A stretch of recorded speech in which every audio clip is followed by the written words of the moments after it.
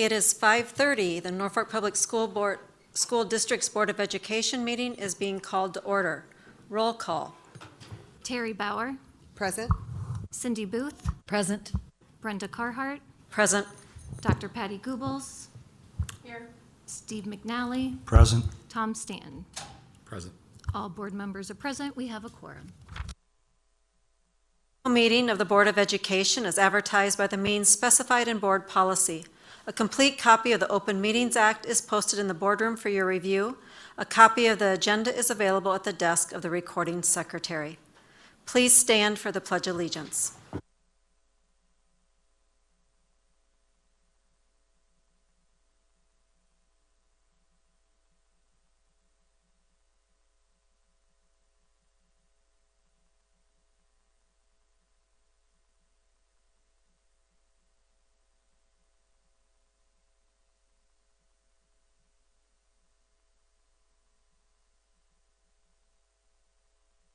First one is presentation, special recognition, and focus on the students. Focus on the students. Mr. Ryan Specht.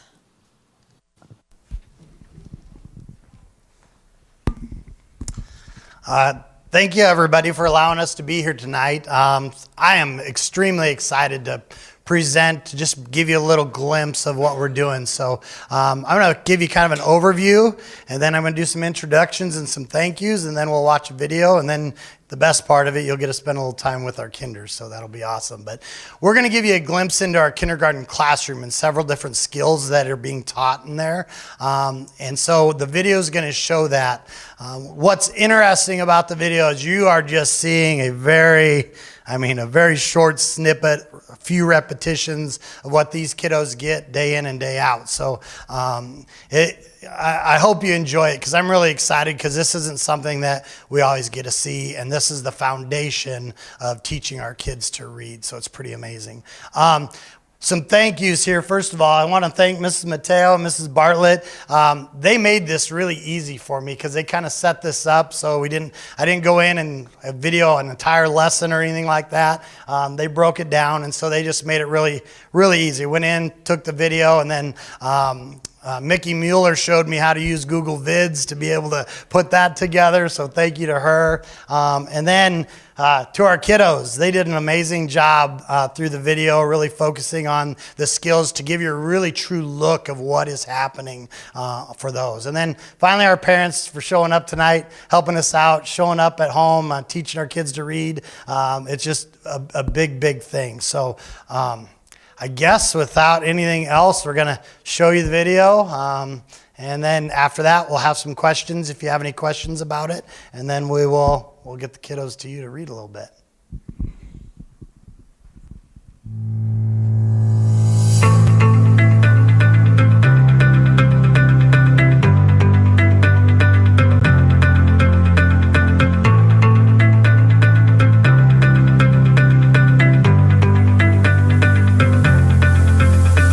Boys and girls, we're going to learn the letter K. What letter? K. This is a capital K, and this is a lowercase k. What letter is this? K. Yes, K. The letter K is a quick sound. It says K.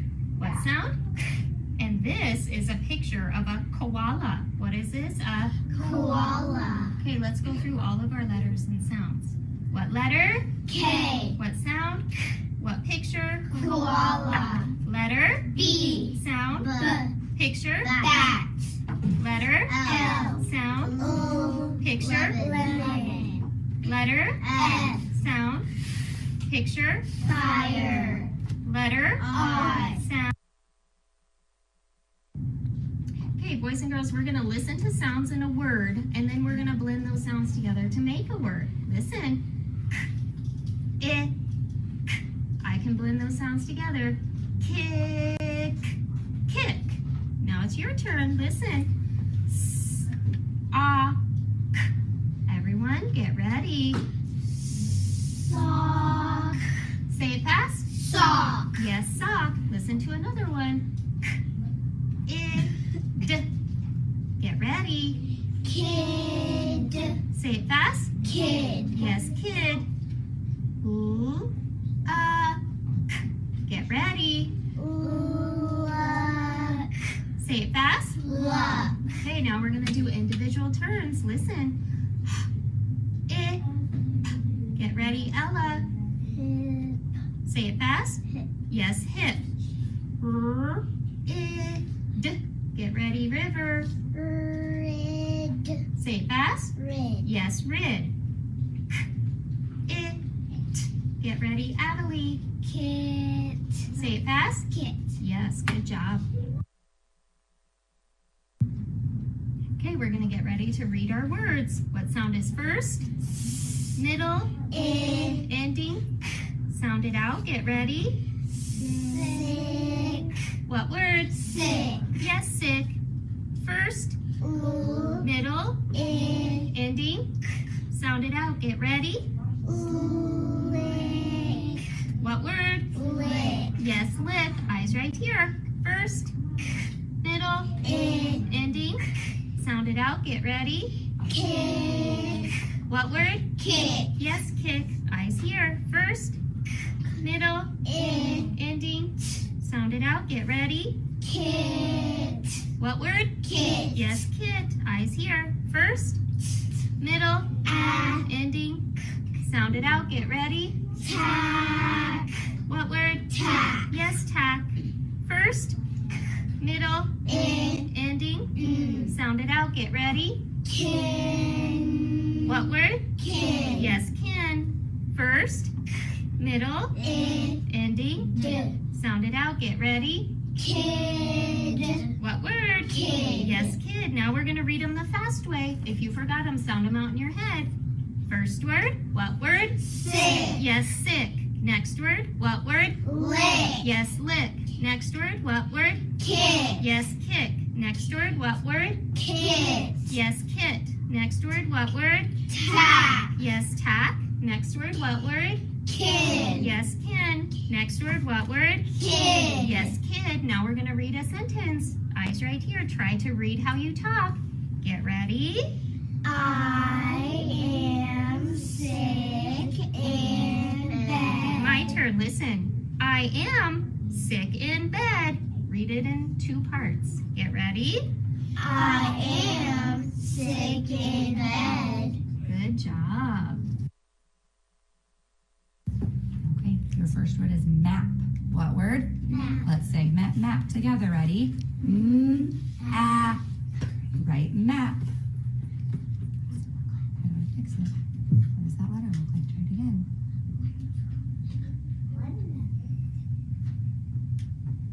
There you go. Okay, touch the M. Let's spell map. Ready? M-A-P. Map. Show me how to spell map. Touch the M and spell it. Thank you. Next word, sit. What word? Sit. Segment sit. It. Right, sit. I like your finger spaces. Sit. Segment sit. Try sit. There you go. Now try sit. There you go. All right, touch the S. Let's spell sit. Ready? S-I-T. Sit. Next word. Hen. What word? Segment hen. Allison, get your fingers ready. Segment hen. Let's segment hen together. Ready? Right. Okay, this is one of our new words. Okay, I have a team. SH is a team. SH says shh, and then E breaks the rules and says E. So this word says shh, E. What word? She. Let's spell she. S-H-E. She. Who can use a sentence with the word she? Can you think of a sentence with the word she, Wesley? She has an apple. Good job. Who else can think of a sentence with she, Savannah? She has a toy. Good job. Okay, put your hands down. Next new word. W says whoop. A breaks the rules and says S breaks the rules and says zzz. So I have Was. What word? Was. Let's spell it. W-A-S. Was. Who can use a sentence with was, Allison? Was she pretty? I like how your voice came up. We said was is a question word. Good job. Show me you're sitting tall. Okay, now we're going to practice our other words. Eyes up here. 1, 2, 3. Can. C-A-N. Can. Yes, can. 1, 2, 3. The. T-H-E. The. Yes, the. 1, 2. Okay, let's sound out the title together. Ready? Mac. Mac. And sound it out. Let's read it together. Who are Mac and Ben? Who do you think they are, Allison? What do we call them? They're the characters. Where's the setting? Where's the setting of my story? Where's the setting, Violetta? Oh, it's raining outside. So what do you think's going to happen in the story, Savannah? What's going to happen? What do they do? Look what those mice are doing. What do they have? What's the leaf protecting them from? From the rain. So where does it look like they're running? To the house. Let's read about how they can stay safe. Okay, go to the next page. Show me where you put your finger. Sound it out with me. Ready? Pit. Next word.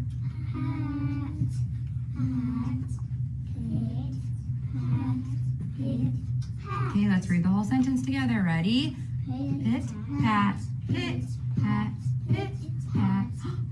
What do I think that sounds like, Liam? The rain. Look at the punctuation at the end of that sentence. What is the punctuation, Wesley, at the end of that sentence? Exclamation. So how would I read that? Excited. Excited, like it's rain. Okay, next sentence. Sound it out. Ready? Mac. Mac. Sound it out. Sound it out. Okay, read it all together. Ready? I noticed Ben has a capital B on it. Why does Ben have a capital B on it, Liam? Because it's a name. It's a name, so it's one of the characters' names. Turn your page.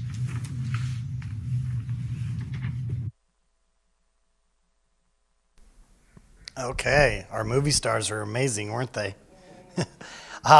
Hopefully you could kind of see going through there. We went from letter naming, letter sounds, then to some oral, what do I want to say, reading of words, blending, thank you. That's why we got the experts here. And then got into the written form of it, actually reading in written form. And then you could see moving into us writing the words down, our kiddos writing the words down, into then actual stories and text and asking more comprehension questions. So I want to open the floor to you before you get to see the kiddos to any questions that you might have of myself, our teachers, our kiddos.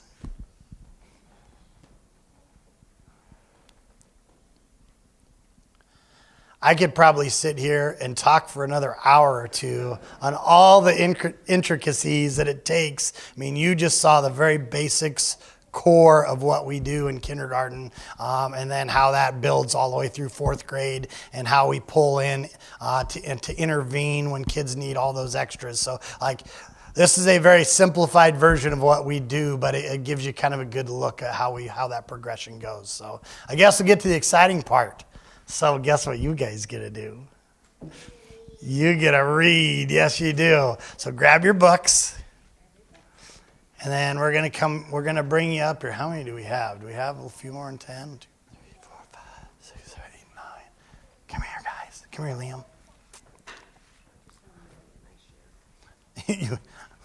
Okay, well, I'm going to bring them all the way around. Come over here.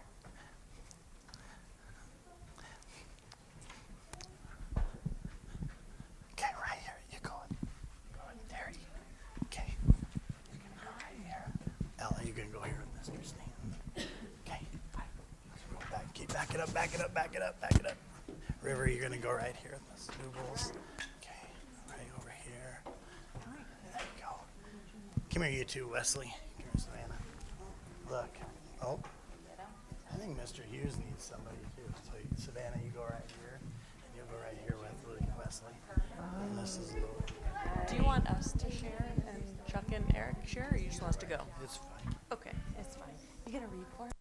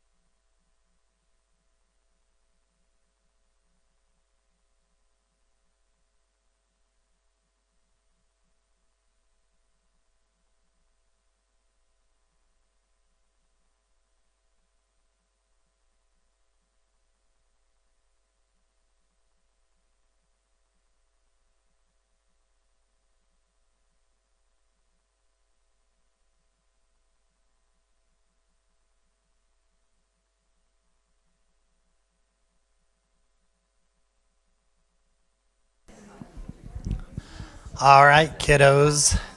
I think our time is up. All right, Wesley was on that, wasn't he? First of all, thank you for allowing us to come and show off our kiddos at Washington Elementary. It's always exciting to be able to come up and share what we do and what we do. So thank you for that, and thank you for a good evening. Appreciate it. All right, kiddos. Thank you, Washington.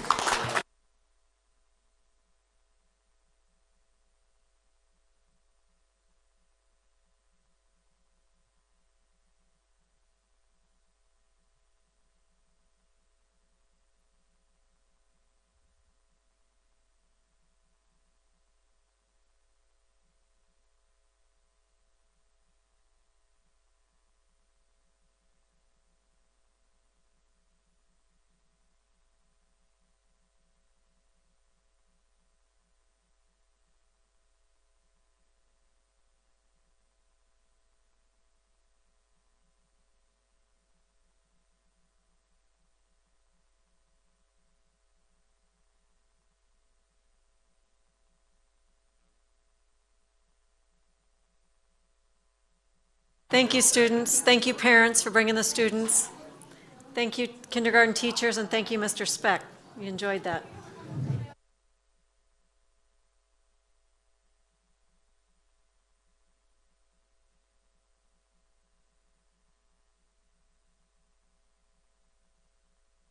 So our next agenda item is the Award for Excellence. Mrs. Baumann. Well, that took care of most of our audience. This is still an exciting part of the night. So as I do each month during the school year, every other month, I get to present the Award for Excellence. And for March, for this month, we have an award going to Brandon Ritzy from the junior high. Come on up while I talk about you. We'll make you stand up here and enjoy your moment in the spotlight that you weren't necessarily probably looking forward to. So with Brandon, he had quite a few nominations submitted from junior high staff. And I'm always impressed when I read through the Award for Excellence nominations, and he had, well, it's a front and back of nominations. So I'm going to give a few highlights out of this, and then he will get a copy of all of the nominations. Brandon is the epitome of a team player. He goes above and beyond in taking care of our building, communicating with staff, and holding his staff accountable for what they're doing in a positive, supportive way. And I don't think I said this part, but he is head custodian at junior high. That's his role there. Another staff member said, I have never had the pleasure of working with someone who is as dedicated and caring about the work he does as Brandon exhibits every day. His job is not an easy job. What has been really neat to see is Brandon's wonderful interaction with the students in the hallways. It is not uncommon to hear kids say, "Hey, Brandon," as they pass him in the hallways. He gets to know the students by name, and he always has a smile on his face and has great interactions with the students. Another staff member said each morning he greets everyone around the building, checking in and spreading positivity. Brandon defines what professionalism, integrity, and leadership look like as an employee at Norfolk Public Schools. And it goes on and on. So very deserving of the award. Congratulations. Mr. Virgits, would you like the mic? Yeah, sure. I thought you might. I had my fun with Brandon last week when we presented the award, so I got a little bit of a tongue lashing from Ms. Bauman, but we have to have a little fun, right? My name is Bo Virgits. I'm the building principal at the junior high, and it fills me with great joy to see Brandon win this award, not win, but be selected for the award for excellence this month. The head custodian position at the junior high it's a big job. It is no small task.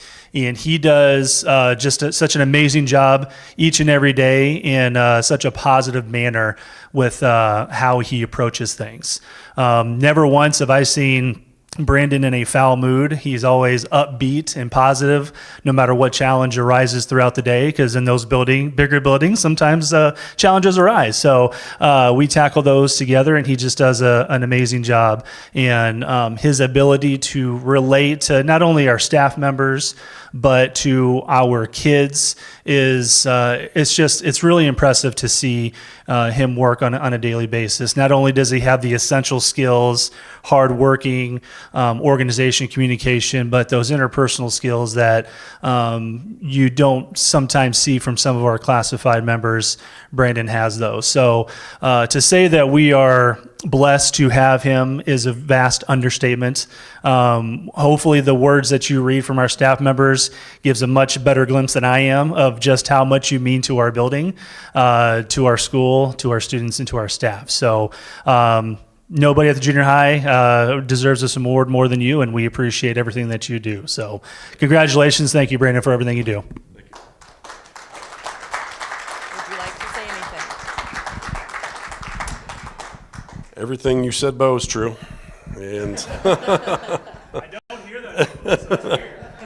I'm truly just honored and very humbled by the kind words, and obviously I'll be reading this tonight.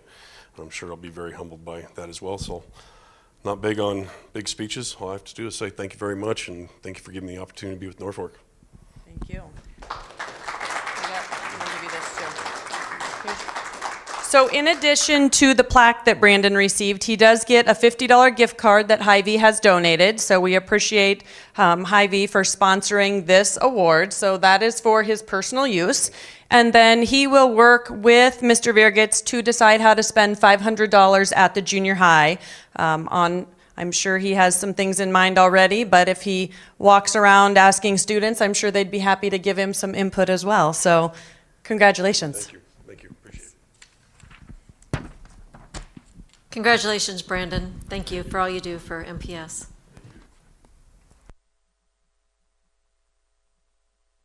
Next agenda item is building visits by the Board of Education. We can talk about the buildings that we've visited in the last month.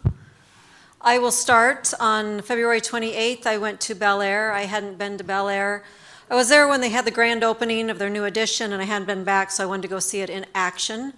And I wanted to see the life rooms, which we did. We stood and watched the life room and all the cool things that happen in those rooms.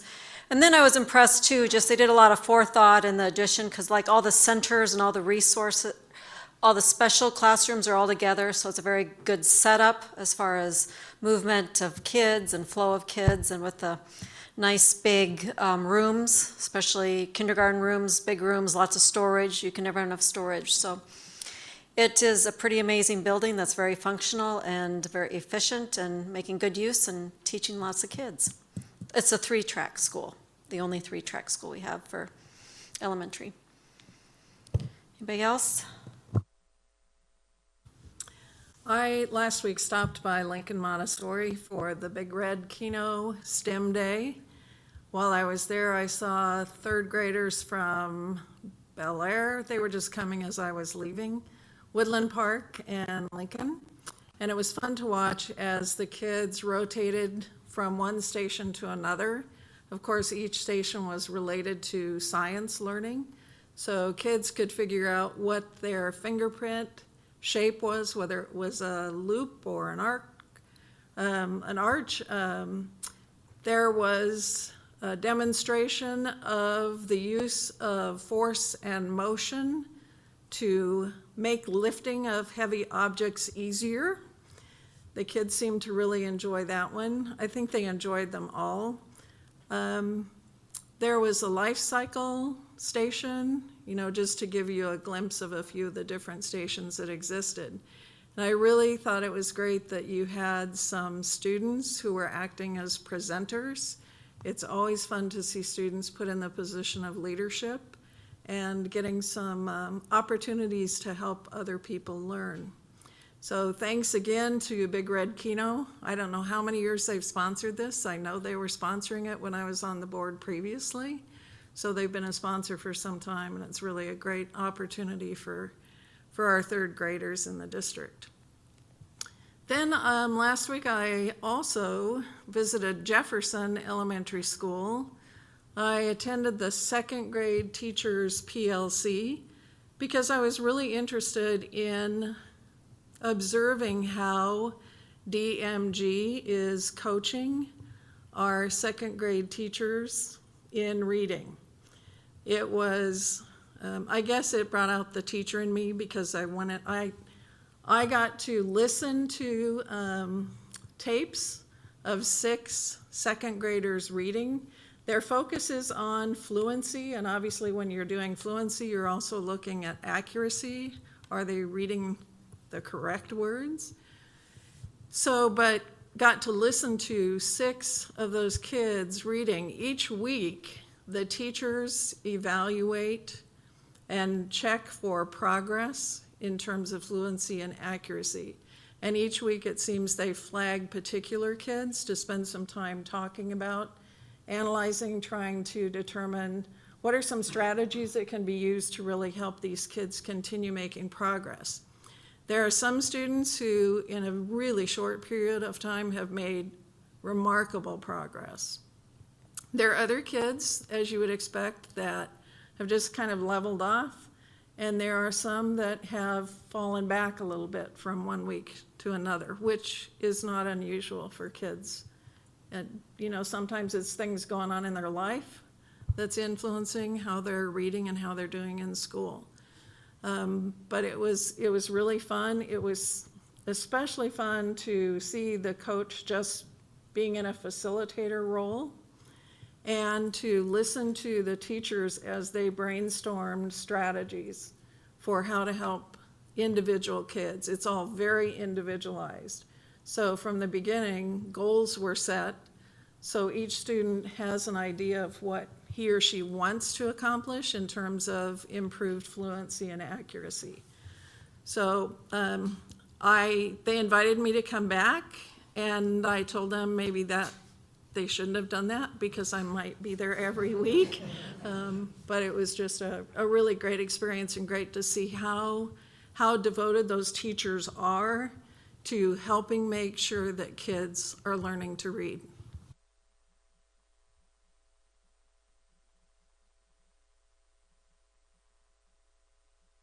I was fortunate enough to finally be able to go tour the middle school with Mr. Wilson, and what a treat that was. Being the fact that I used to teach and did a long-term substitute teaching job for Mr. Ginn, and I knew what the conditions of the music building were at that time, the music room, let's say. And now I get to see the music room, and it's huge. It's absolutely huge. So I was going, wow, I think Mr. Ginn is going to be thinking he died and went to heaven or something, because it's really beautiful. And they have storage for all their instruments, and so before all his guitars were in the room, and now he's got room for all of that kind of thing, so it's wonderful. And a lot of the new offices that the people have, and yeah, it was just pretty amazing. I couldn't believe how big it was, but that was really a treat to go see, and so that was my visit.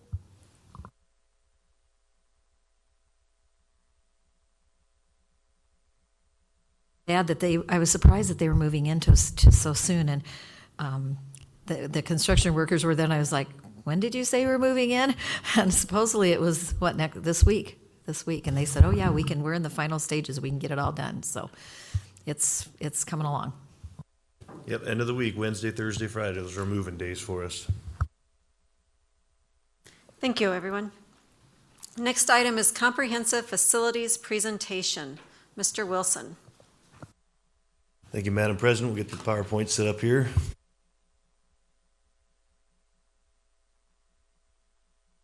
So I provided each one of you with a little short book here, but I'm not going to read the whole thing to you. This facilities and transportation plan is something that we've looked at looking future planning for our district. What do we need, things we need to address? This has been compiled through conversations with our building principals, custodians, general maintenance, looking at everything in those buildings that are hot ticket, high items that we need to address, and then also looking at where the funds are going to come from to address these items. So the book is available for you to keep there, just to have access. If you ever have a question about any of the buildings, you can always look back, and it shows what are some things that we have done in the last few years. And then the future items to consider are the things I'm going to talk about with you tonight. And within this, I've highlighted, under the future items to consider, I've highlighted the items that we would like to start addressing this summer. So it's kind of our summer project to-do list. So in general, as you all know, our district consists of one preschool. We have 7 neighborhood elementaries, a middle school, junior high, a high school that contains a campus that has AFS, or Alternatives for Success building, central office administrative building, maintenance transportation facility, which runs 5 route buses daily, 12 sped route buses, 3 van routes, along with multiple activity buses as well. And every one of these things requires constant maintenance to ensure that we keep them in the best working order as possible. So as we go through the list here, I didn't make the whole PowerPoint this book. What I did do is I made pictures for you of the items that we're trying to address this summer. So we're going to start with Bel Air. Bel Air has the future items to consider. We have some older original HVAC units in that building.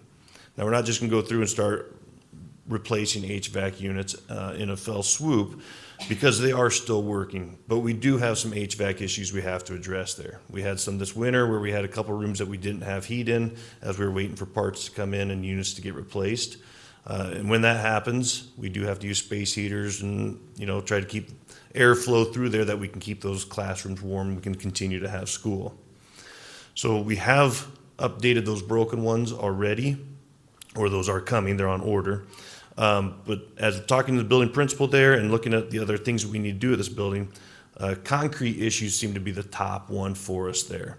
Outside of, again, HVAC units are there, they're working, but just something we need to be cognizant of in the future. Now that we've added our life program to Bel Air, that is our life drive that goes around the corner there on the south side of the building. There are some concrete issues there. We have many students that are in wheelchairs.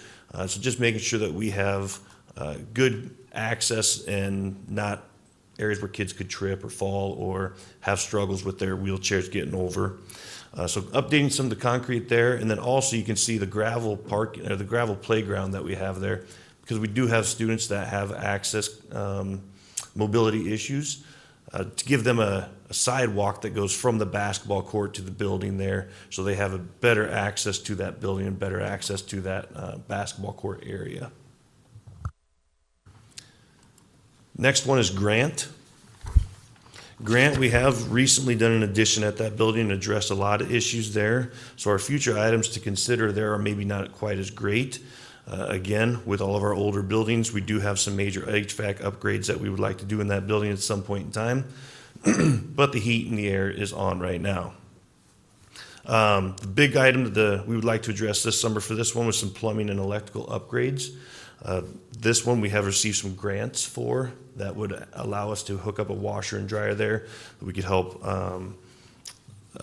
launder clothes if if we have some students that come and they don't have clean clothes, or we have some kitchen supplies that need to be washed there. They don't have any facility in that building to address those things. So that would be the top item on that building's list. Next one is Jefferson. Jefferson, we have done some expansion to parking, but it is pretty tight around there. And if you've ever been at a drop-off or pickup time at Jefferson, there's very tight roads there. And we have staff that park on those roads, which make it even tighter. So expanded parking. We have some window media center upgrades that we would like to do. The picture there on the right shows you those are some older vinyl windows that we cannot operate. If we open them, they get stuck, we can't get them closed, we just have issues with those things operating like they're supposed to. And then also we have some drainage issues on that north side of the building where it doesn't see as much sunlight in the winter. When we do get some freeze and thaws, that sidewalk floods and causes some safety issues and hazards for students and staff traveling. As we get to the end of this, I will have plenty of time to show you kind of how we're looking at paying for this, but also if you guys have questions in the middle, feel free to ask. Okay, can I ask? Yep, go ahead. Eric, you noted expand parking at Jefferson. How will that happen, or where will that happen? That is a great question. We are landlocked there, so our access to expanded parking is going to have to be based upon potential that a cheap property next to us would come available, which is how we did the last parking lot. It's not something that we're actively pursuing buying a house for, but something we do need to consider if something would come available that would give us more space.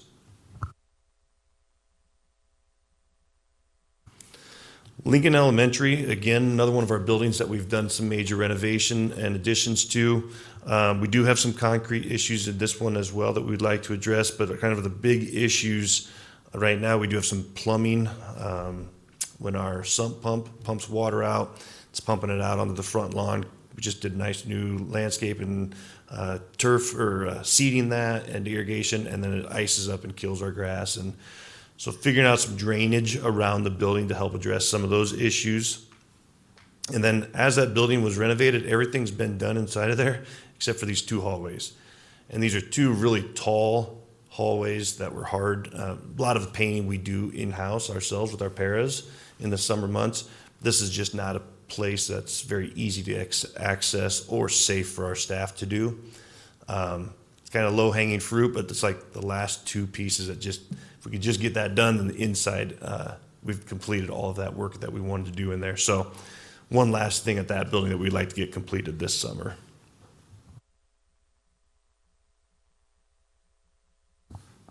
Next one is Little Panthers Preschool. This building was designed for additional classroom space if needed. We're not looking at doing that at this point in time. We are at capacity in all of our programs there, but we haven't looked at any expansion projects to go larger there. What we do see in this building, we have some major concrete repairs. Same thing, when we knew this when we bought this building, that there were some concrete issues. To redo that entire parking lot would just not be feasible at this point in time for us. But to address some of our largest concerns in those areas, and so this picture here, you can see the very broken concrete right next to our handicap stalls where the handicap ramp is to go into the building. So just start chipping away at this project as dollars are available to us. And then we also have an older roof on the gym. Everything else on that building is brand new. So that would be the last item there, the last roof in that building that would need fixed. For concrete repairs, are you considering replacing concrete, patching? What are you asking for there? Replacing, we will get multiple estimates. We're kind of sitting in that $10 to $14 a square foot range is what we're hearing for tear out and replace. Kind of depends on the size of the project. Sometimes if you get a little bit more work there, they'll give you a little bit better price. And it also depends on, once we tear it out, what's underneath the concrete. If you don't have good sub-base under there, we also have to do some sub-base work as well. Eric, it seems like almost everyone has some cement work. Are you going to package that into a big bid to get better pricing? Yeah, we put that out for a couple vendors to see, if we can get a better price as this one and this one by, kind of piecemeal it. Because sometimes these are nice little fill-in projects into some of the other big ones. But we will also bid the whole thing out and just see what kind of price we'll get. We'll tackle as much as we can with the vendor that gives us the best pricing. Be ongoing every year, won't it? Yeah, you'll see this one on the list probably every year as we go through this. What's your goal as far as feet on that one? I mean, like how much how many square feet? We have one estimate right now to do about 13,000 square feet, or I'm sorry, $13,000 worth of concrete work, which would get us about this area here that I've got in the picture.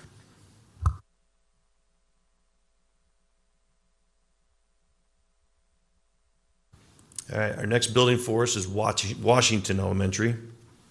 This one was good. We have our student council or student groups that provide input and feedback, and Mr. Specht this was the highest one on those kids' priority, and I understand, like, nobody likes to go to the bathroom, like in the men's stall there on the left where there's no doors and you're sitting on the toilet with no doors shut and hiding. So it's just upgrading these bathrooms. They're old, they're rusted, the doors are not functioning or don't shut as well as they should. So this was a high one on the principal's list, and it was a high one on the student list too. So upgrading the bathrooms in this building, and then also we do have some older HVAC units. You'll hear that theme as we continue through this. And then also lighting in that building. It's one of our last buildings where we have some of the older inefficient lighting. There are some MPPD rebates available to us of those things. So as rebates are available, we'll try to tackle lighting and get some of those dollars rebated back to us. Did you say there was no doors? Yeah, on those, you can see on those stalls there on the left. And this used to kind of be the practice at a lot of our schools. Our junior high that we just remodeled, some of those stalls didn't have doors on them either. I don't know if that was back to 20 years ago when I was in high school and kids were doing things they shouldn't do in the bathroom. I don't know. But yeah, it's just something that's time to upgrade. There's no door on the stall. The bathroom itself is not open to the hallway. You can just walk in and can just see in there, but the stalls do not have door on there, yes. All right, our next one is West Side Elementary. Again, replacing aging rooftop HVAC units. We do have a very old playground there that is asphalt. You can see from the picture that it's cracked and broken up. We've tried cold patches on areas at times just to try to keep it functional, but it's one of those, you can just see the trip hazard. Somebody's trying to play basketball out there. We just want to make sure that's a safe recreational surface for students to use. And then also, you can see the gym tiles around the outside edge there. Those are one of the, they're just sharp when they break like that. And so cleaning up those, we would not replace the entire floor, but we'd replace a couple rows of tile, maybe in a color that stands out so that accents the rest of the floor, but doesn't carry the cost of replacing the entire floor. And then this is one of our other buildings that we have to look at for efficient lighting upgrades, but it's not high on our list at this point in time.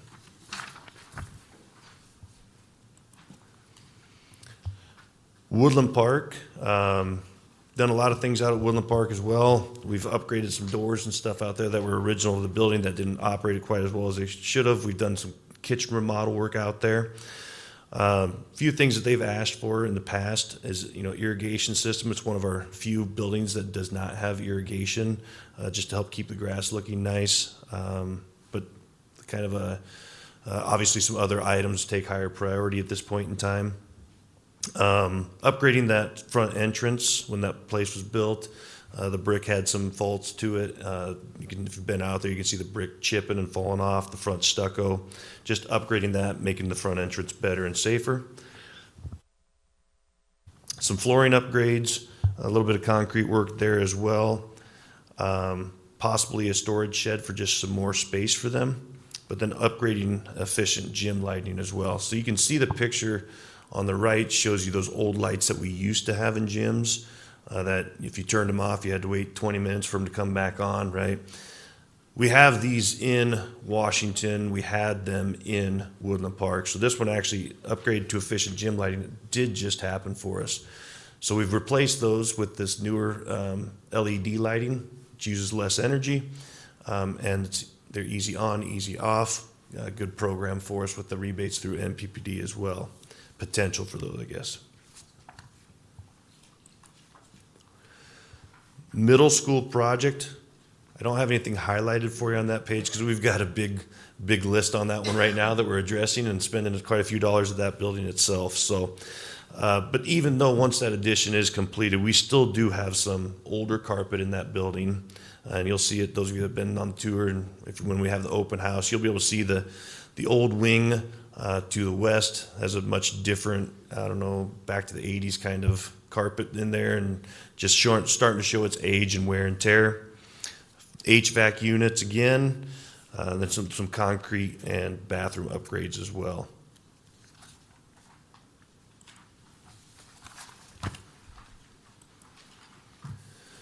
At the junior high, we did just do an addition. We did upgrade all those bathrooms in there. We still have some aging HVAC equipment, but like this picture here, you can see flooring that was original to that office addition that was done.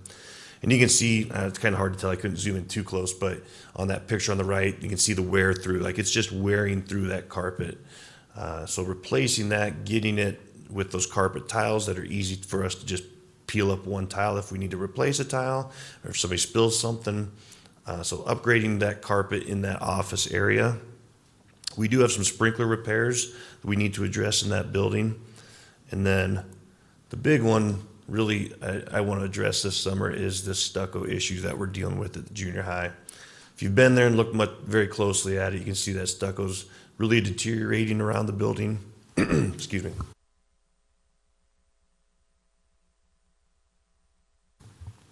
It's chipping, it's falling off. It just becomes a safety hazard, and if we don't seal those up, we get more water in there, we get more weathering, more ice wedging, and it's just going to continue to get worse and worse. And then it becomes a structural issue. So we are looking at getting some estimates for completing that project for this summer as well. Then on the last one at the junior high would be the kitchen there on the right side. All of our buildings are inspected yearly. We have to make sure that we are up to code on all of our kitchen stuff. There's just some things in there that the inspectors have said we'd like to see these upgrades completed. I think they've said that for a couple of years, and they're now at the point where they're saying this upgrade needs completed. So doing some remodel work in there, we're going to change out the lighting, we're going to change out the ceiling tiles to a wipeable tile so that we can help make sure that it's all a clean sanitary facility. We'll start doing some electrical upgrades, but this will probably be a multi-year project as we work on upgrading that kitchen there.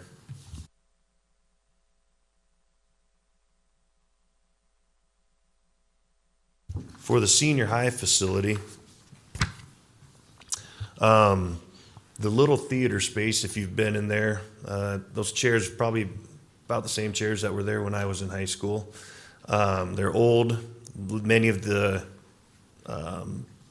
desktops that flip up don't function anymore or are missing. It's just not a very functional space for us anymore. If we need to have a large meeting, if we want to do some sort of a demonstration or show, we've got the Johnny Carson Theater, right? So what we would like to do with this is remove those chairs, take that slope out of the floor, level it off, and make it more of a multi-use facility. Then it could be used for large meetings. We'd have movable seating. A lot of our career academy presentations can take place in there, trainings for our career academies. But then also, if we need it for an extra space in the morning for a dance team to do their routine if the gyms are full or something. So a multi-purpose facility would make that a much more usable space than what it currently is. Again, as you can see from the other picture there, we do have some concrete repairs and stuff that we would like to address to that building as well. This is on that north side where we have lots of traffic for track meets, staff going in and out of those doors as well. Just, again, safety hazards and part of our workman's comp safety is to address. This picture, I don't know, might not mean a whole lot to you, but that is the air handler that runs the entire high school. That giant metal box has a large squirrel cage, they call them, giant motor, spins around and shoves air underneath the tunnels of the junior high and into all the classrooms. This is probably the highest priority of my maintenance team, that if this motor stops working, we don't have heat or cooling in that building. It moves all that air, and it's aged old enough now that we just can't fix it. We can't find parts for it. So it's really probably the thing that keeps us up the most at night is if we lose that, we lose the ability to have school in that building. So upgrading this air handler system to a fan wall, which instead of having one giant squirrel cage that pushes all the air, you have multiple fans stacked together in a wall. They're set to run at a certain speed. If one fan would go down, the other fans pick up the speed, and you got time, you could change that motor on that one fan. And it's newer technology that would allow for us to find parts to fix it if there's ever an issue.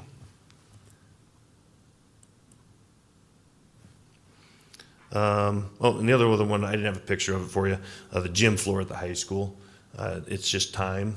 It's reached its age where it's time for us to do a refinish, so we'll do a full sand and refinish on that one, just like we've done at the junior high and the middle school. Our last couple buildings here, we have the central office administration building. Nothing highlighted on the list as a summer project for us, but just things that we need to consider. We're looking at adding some offices at the tech center across the street from us. And if you've ever been out our back steps of the building, they're starting to deteriorate. The edges of the concrete are breaking off, making it so it's not a nice, smooth surface. Potential that somebody could slip and hurt themselves.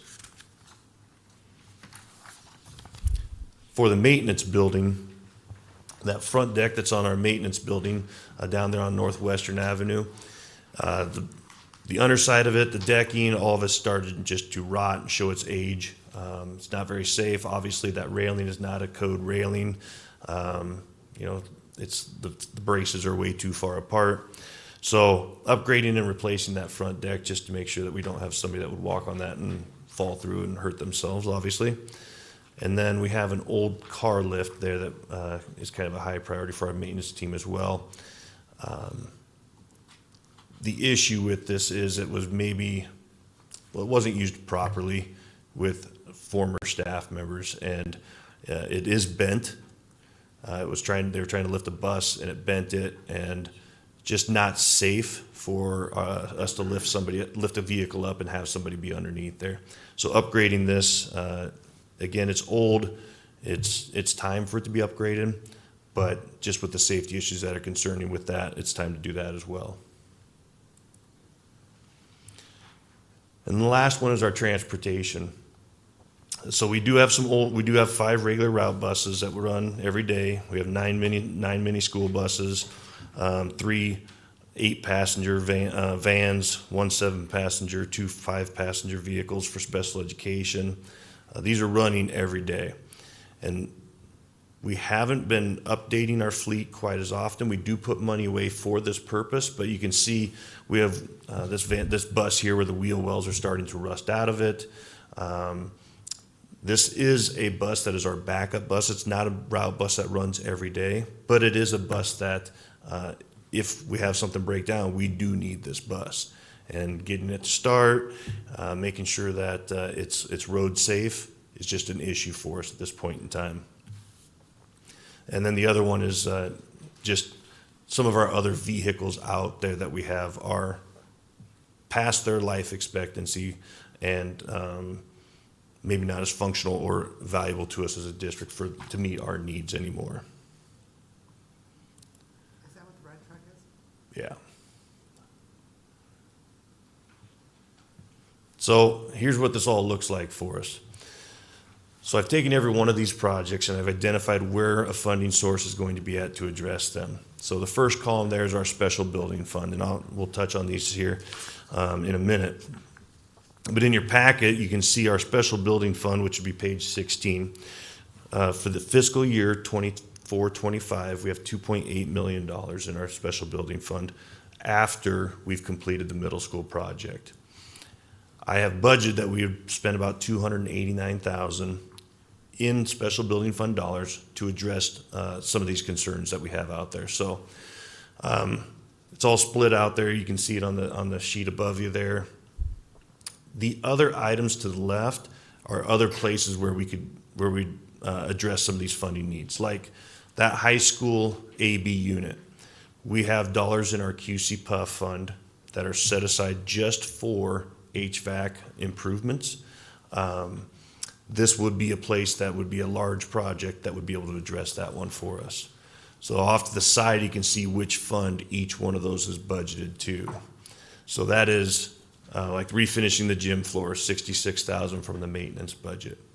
The high school little theater, we have funds in our career technical education account that we could use that are specifically designed to be used for career academies.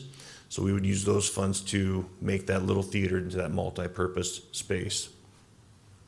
Junior high kitchen, obviously any remodel work that we're doing in those locations, we'd be using our nutrition fund for.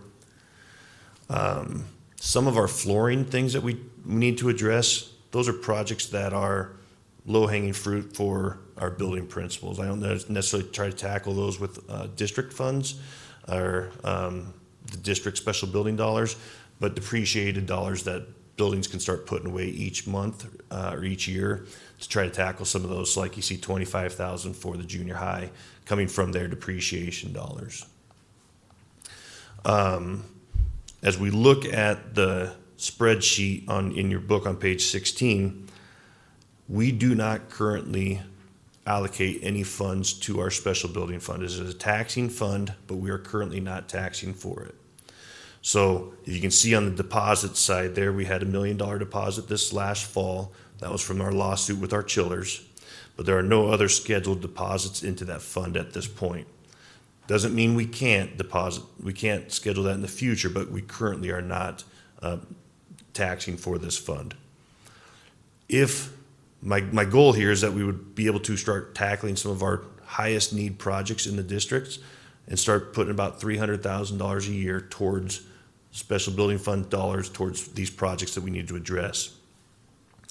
So over the course of the next 7 years, you can see our balance ends up to be about $1 million in the special building fund if we do not add any tax dollars to it, and if we're only addressing $300,000 worth of needs each year.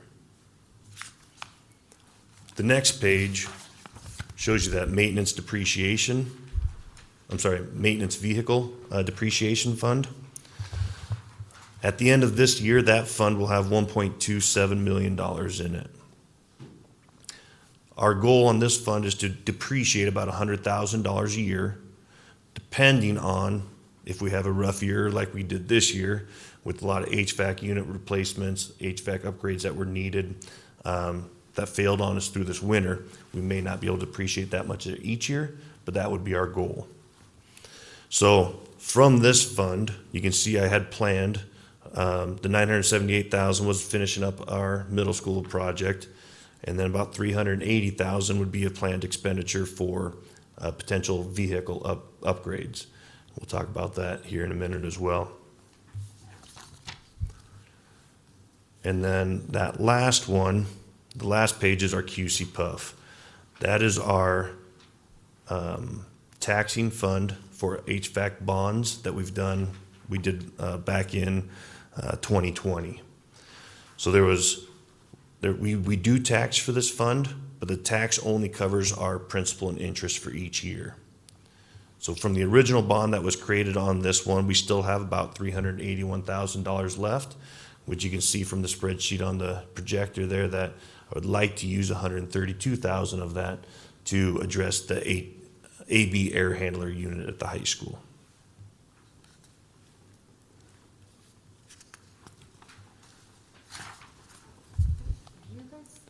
I don't have that in your packet. I can put that in I can email it to you or put it in your packet. Okay. Yeah, just threw it on the board, sorry.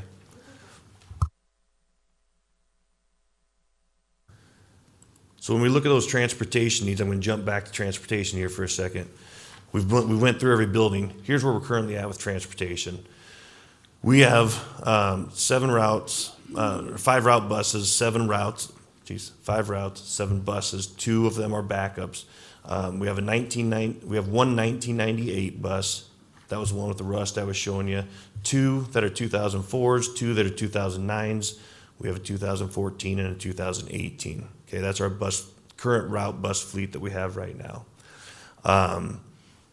In conversations with dealers, and again, I know they're trying to sell you something, but we can anticipate the life expectancy of most route buses to be about 15 years.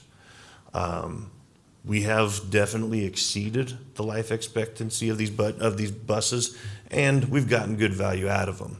But there's also probably not much value left in some of those really old ones either. My proposal would be that we replace the 1998 bus, which has 138,322 miles. Through that RFP that we talked about at the last board meeting, we did get some really good pricing back on these. The proposal, they have a 2026 International 65-passenger route bus with interior and exterior cameras, would cost us $128,000. When we started looking at these before we did the RFP and the competitive bidding process, we were guessing we're going to spend $150,000, $140,000 for a bus. So we were pretty happy when we got this number that came back to us.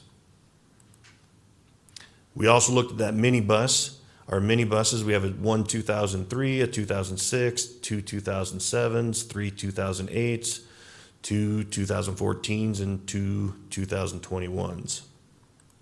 The proposal here would be that we would replace that 2003 minibus that has 103,000 miles on it. And we were very happy with the numbers that we got back on this one. Again, we were anticipating that 130 to 140 range. We got a quote back from Thomas Built for a 2005 14 passenger with a lift and wheelchair tie downs on it for $104,000. So very competitive bidding on those. And then our last one would be the maintenance truck. We have 2 maintenance vehicles that have been taken out of service over the last couple of years. One that was destroyed in a accident. It was totaled and was not replaced, and another one that was just outlived its life expectancy and was no longer able to be used and was sold on a sale 2 years ago. Our proposal is there that we would buy a new truck for the maintenance department, like a 3/4 ton or a 1 ton that we could use for snow removal with a snow plow or to pull our trailers. State rate program would be approximately $55,000 or less. And again, with that, we'd also be looking at, local vendors, trying to keep our money local as well.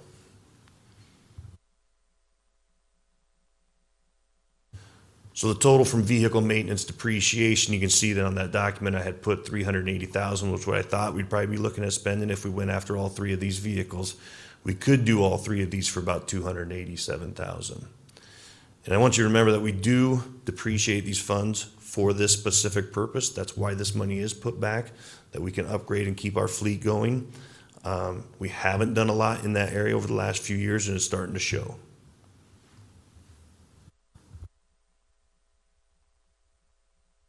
And there are those fund totals that we talked about a little while ago.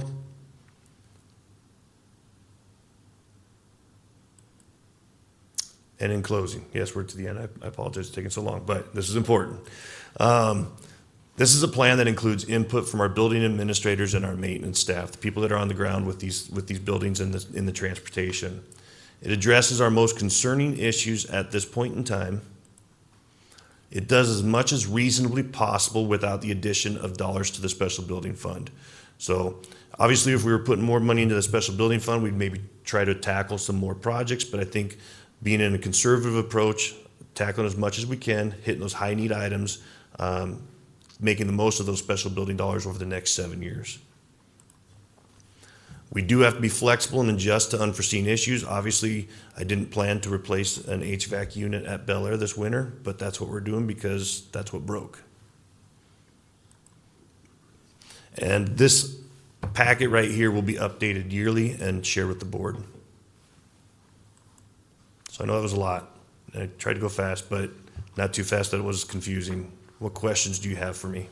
So a couple comments.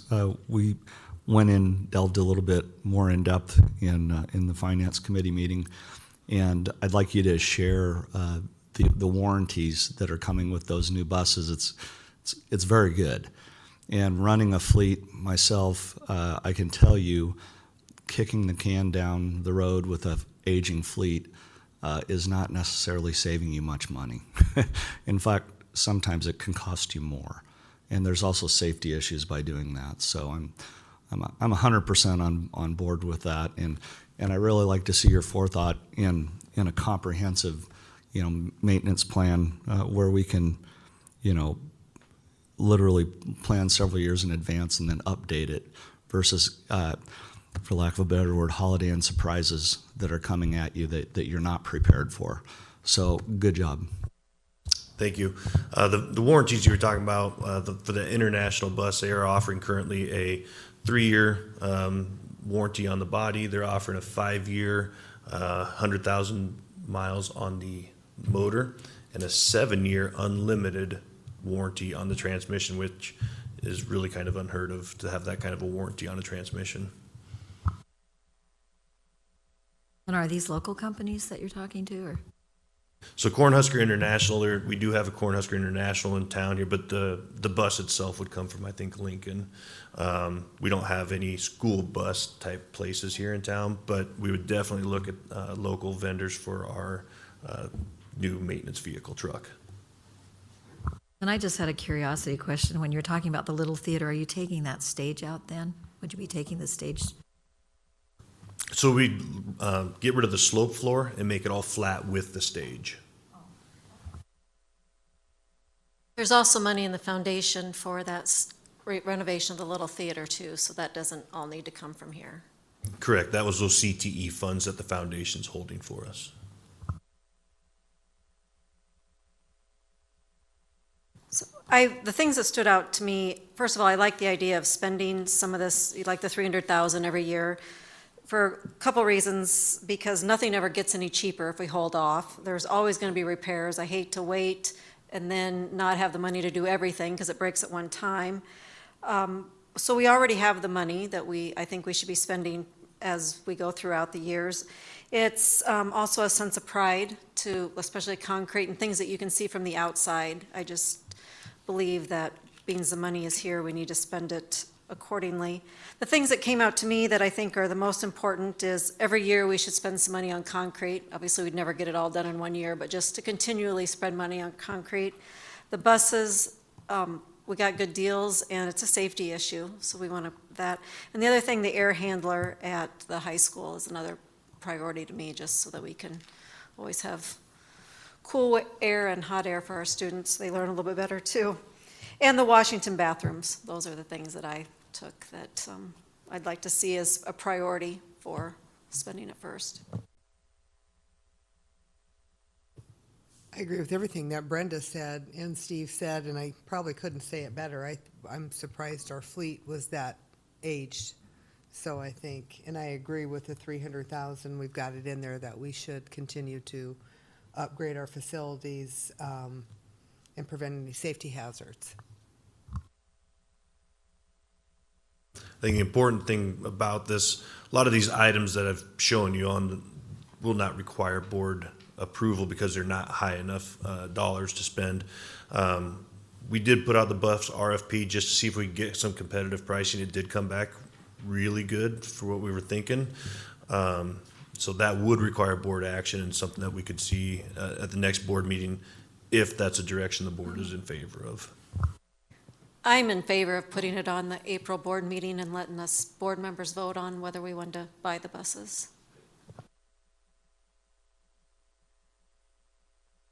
Any other questions for me on the facilities? All right, thank you.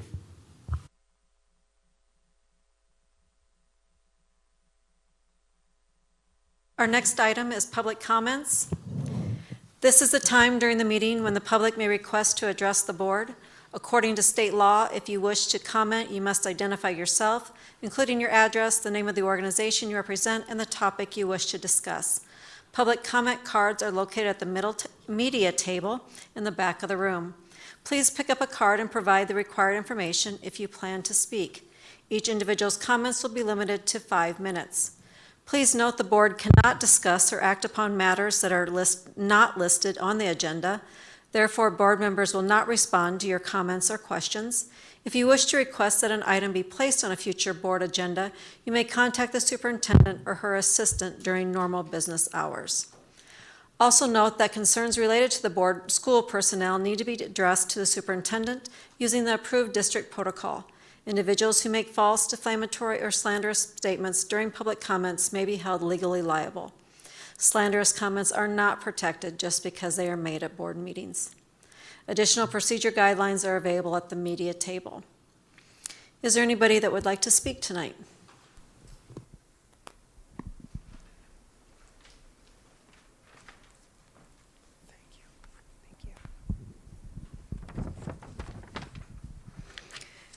Good evening. My name is Catherine First. My son Maddox is a senior at the Norfolk Senior High. I am here tonight because I would like to voice my concerns regarding the activities policy and how it relates to the policy regarding candidate selection for homecoming, winter royalty, and prom. As you know, the activity policy currently applies to those participating in sports and other extracurricular activities throughout the calendar year, not just the school year. If a student violates the activities policy during the summer, not on school time, they are still responsible to self-report when school resumes or could be given a harsher punishment. Maddox violated the activities policy during the summer by being ticketed for an MIP.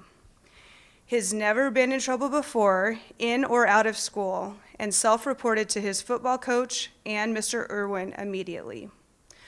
Per the activities policy, he was given the consequence of sitting out one game and part of another and underwent a drug and alcohol evaluation. In the letter from Mr. Irwin outlining the punishment, there was no part of it that stated he wouldn't be allowed to be placed on the ballot for homecoming, winter royalty, or prom. Parents had brought this to my attention prior to homecoming, but I didn't follow up with this as it happened in the summer, and I didn't believe it to be applicable to the current situation. During the vote for winter royalty, parents and students came to me stating Maddox's name wasn't listed as an option. I discussed this with Mr. Irwin, with him stating it was his understanding, stating it was his understanding since the activities violation was in the summer, he wouldn't be eligible for any of the voting. He discussed this with Mr. Settles, who contacted Mr. Hughes because he wasn't completely sure if the information was accurate. I met with both Mr. Settles and then Mr. Hughes regarding my concerns. The policy regarding the inclusion or exclusion of a student due to violation of the activities policy is subjective, to say the least, and is interpreted differently depending on which administrator you talk to. My interpretation is if you violate the activities policy prior to the event, you will not be allowed to be included in the vote. In Maddox's case, it happened in the summer, so he shouldn't have been on the ballot for homecoming, but then should be able to for winter royalty and prom. Instead, I see that he has been punished throughout the school year for something that happened out of school months. There are students who have violated the activities policy who are freshmen through junior, but don't receive the same punishment because they are underclassmen. So it doesn't apply to them, even though the violation is the same. There are 7 different examples as far as different students that are underclassmen that have violated this policy. Some that just happened recently was an assault during an athletic event where this student was representing our school. Since this person is an underclassman, she will still be eligible to be included in the vote and be on the ballot when she becomes a senior. In discussion with Mr. Hughes and other administrators, they agreed the policy could be interpreted in many ways. Mr. Hughes stated he interprets it to say if you violate the activities policy at any time during high school, you will not be included in the voting for any of the events. However, this has not been enforced, despite this being the stated interpretation. I am not saying Maddox didn't make a mistake. He absolutely did. And he should and did incur consequences, not only in school, but outside of school. I am saying he shouldn't be punished his whole senior year for one mistake when other students who are underclassmen or may have been a candidate for one or the other events before violating the same policy. So my request to you is that you just take a look at the activities policy and how it relates to being on the candidate list for homecoming, winter royalty, and prom. See how it relates, and if you do choose to keep the current policy, then please, thank you. Thank you.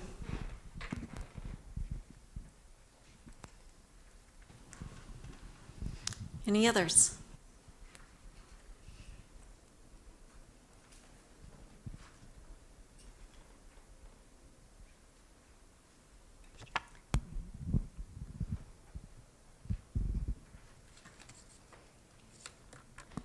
Good evening. So, okay.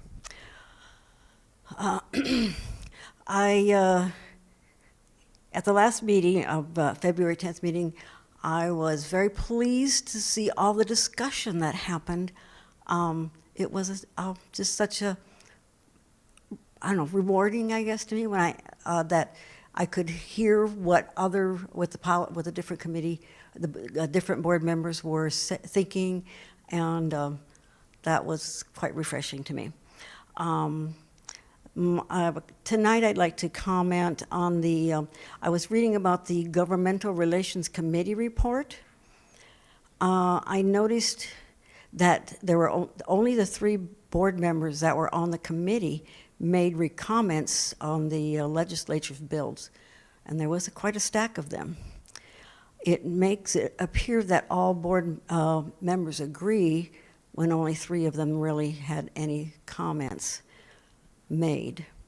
Another comment I'd like to talk a little bit about is the policy committee. As I think the policies seem to be being very important lately, and I ask that they be discussed by all board members and not just in committee. Okay. And I did notice I was going to talk about policy 8157, and I was looking for it on usually on the agenda that is sent out, and it wasn't there this time, so I had to go searching for it. And I did find it, and I did, so I was wondering that I do see you're going to discuss it tonight. And I would like to, was wondering about how the policy had no changes to it. 157 had no changes. And this committee it stated the committee was provided a summary statement that should publicly, to be shared publicly at the school board meetings. I really wondered if you wanted it to be discussed publicly at the school board meetings. So if there's no change in the summary statement, is this still part of the policy? Like I said, I didn't find out, or couldn't pull up I just found out an amended one that I had found last time. I do believe that all school board members should receive the results of the superintendent evaluation survey. It is one of the duties of school board members to fill out a survey for the superintendent. And if you're filling out a survey, it would be really nice to know what the results of the survey are by all the board members. So I did note that this year this summary report was going to be done by the NASB, the National Association of School Boards, I believe that is. So the committee wasn't going to make those comments, which is what it sounded to me like had happened in the past. So as you discuss that, I would ask that you would take those things into account. Okay, thank you very much. Thank you.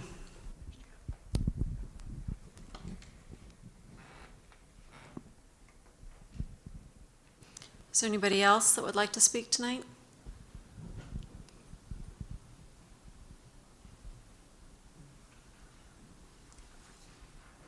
Okay, if not, we'll go on to the next portion of our meeting, the information and discussion items. Finance and Facilities Report, Mr. Wilson. Thank you, Madam President. Total amount of claims to be approved by consent agenda by specific fund are listed below. General Fund, $269,557.06. Nutrition Fund, $4,063.81. Cooperative Fund, $1,931. Subsidiary Fund, $8,790.45. Special Building Fund, $538,877.02. Senior High Activity Fund, $46,828.31. Junior High Activity Fund, $498.29. All these claims were reviewed earlier today by the Finance and Facilities Committee. Thank you. Teaching and Learning Report, Jared Oswald. Thank you, Madam President. My team has been working hard to prepare for spring testing. This includes entering accommodations, making sure all student information is correct, and preparing test tickets for buildings. The window for NSCAS testing runs from March 24th to May 2nd for grades 3 through 8. During that time, we have to test all students in math and ELA. 5th and 8th grade students also have to test in science. Each building sets their own testing dates within that window. Principals try to balance giving teachers as much time to complete instruction as possible, while also testing early enough to make sure they can get all students tested. Last month, I shared some information about the comprehensive literacy grant that was secured by the state. Our ESU has organized meetings in the past few weeks to share more information with us about this grant. One thing we learned that we did not previously know is that the majority of the money from the federal grant will be available to schools and ESUs in the form of competitive grants. This presents an opportunity for us to secure some funding. However, with what's been happening at the federal level, there is some concern that not all of the grant funding that was in the original award will be delivered. The state has secured the funds for next school year. There is no guarantee that there will be funding available past then. We do plan to apply for some of this grant money, but we will only apply for funding for things that we either are already doing or had planned to do. We will not apply for grant funding for any project that would require us to fund something new in the future if that grant is no longer available. The application process for the grant funding will open on March 30th. In late February, I attended the spring meeting for the Nebraska Association of Curriculum Instruction and Assessment, or NASIA. The main topics of this meeting were the grant funding that I just mentioned, plans for reading screeners to meet the Nebraska Reads Act for grades K through 3, and AQuest. It's always valuable to share ideas and learn from my colleagues from around the state. Lastly, the curriculum committee will meet tomorrow afternoon. We will share a report on that meeting at next month's board meeting. Have you run into any other items where the federal funding may be gone? This is the only one so far. I know there's always going to be some talk about title funding. Right now, it seems like everything's moving forward with that, but right now, this is the only one we can see as we have to be concerned about how long the funding is going to be available. What are reading screeners?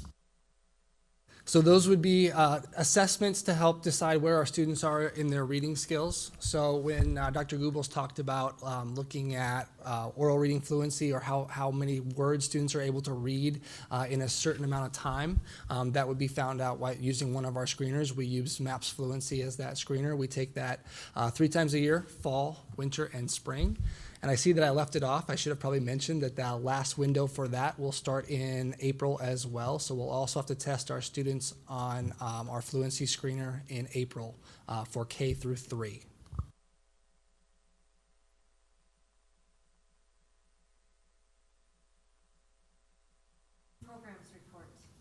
Mary Lure. Thank you, Madam President. The English Language Proficiency Assessment, known as the ELPA, is a summative window will conclude for us next Wednesday, this Wednesday, March 12th. And the state will close the window on the 14th. We will receive the results at the first week of May, and I'll share our report then. And this assessment, ELPA, it just tests for English language learners, am I right?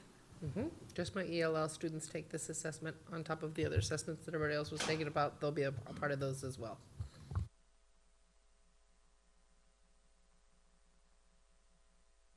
Student Services Report, Chuck Hughes. Thank you, Madam President. Kindergarten enrollment for the upcoming school year is in full swing. Registration is being held at our neighborhood schools. Parents must have a birth certificate and a copy of immunizations to begin the enrollment process. Kindergarten Roundup will be held on April 30th, and we encourage families to start the registration process early to avoid complications. And lastly, our parent-teacher conferences were held last month. Attendance with our preschool, elementaries, and middle school is historically high due to those conferences being scheduled. Our middle school, junior high, and high school did have their Wednesday delayed a week due to weather. The chart below breaks down our district attendance, so you can see that we are a little bit lower from fall to spring. But with that weather event, it did kind of hurt the junior high and senior high attendance. That is much lower than normal. So. Good job to Grant and Westside for 100% both times. That's great. Yeah. Lincoln too. Yeah, a lot of high percentages there in our elementaries, so that's good. Having conversations about kids is a good thing. Involved, and that's a good thing. Human Resource and Accreditation Report, Angie Bauman. Thank you, Madam President. Letters of intent, which are reworded this year as binding agreements, were sent out to all MPS certified staff on February 28th and are due back by noon on March 15th, which is this Saturday. At that time, we should know all positions that need to be filled. Quite a few teachers have been hired for the 2025-2026 school year, and we continue to advertise and search for the best teachers for Norfolk Public Schools. I have started receiving student teacher placement requests for the 25-26 school year, and I'm starting to begin with placements at the appropriate grade levels. We currently have requests from Wayne State College, Chadron State College, Midland University, and the University of South Dakota. Why the change in language in the agreements? In visiting with our school attorney, at times, letter of intent was interpreted by staff that they intend to return, but then we'd get April, May, June resignation letters. So changing it to binding agreement just has a little more of a, if you're staying, this means you're staying. Thank you. Sure. Angie, how many teachers have you hired for the 2025, and how many have resigned? Where are those numbers aligning? I brought some numbers for you. So I believe as of when the agenda was posted, and it has changed, we have had 20 teachers resign and 14 retire. So we're at 34. How that compares to the last couple of years, last year we ended the year with 35 teachers that left the district, and the year before that we had 39 that left the district. So we're sitting pretty comparable as long as the rest of the binding agreements come in that staff are returning. I still have some out. Higher, I mean, I think you went back 3 years, but, you know, pre-COVID, were there that many, do you know, or? We were usually around 30, yeah, is what numbers were for us. Mhm. How many have you hired? Yep.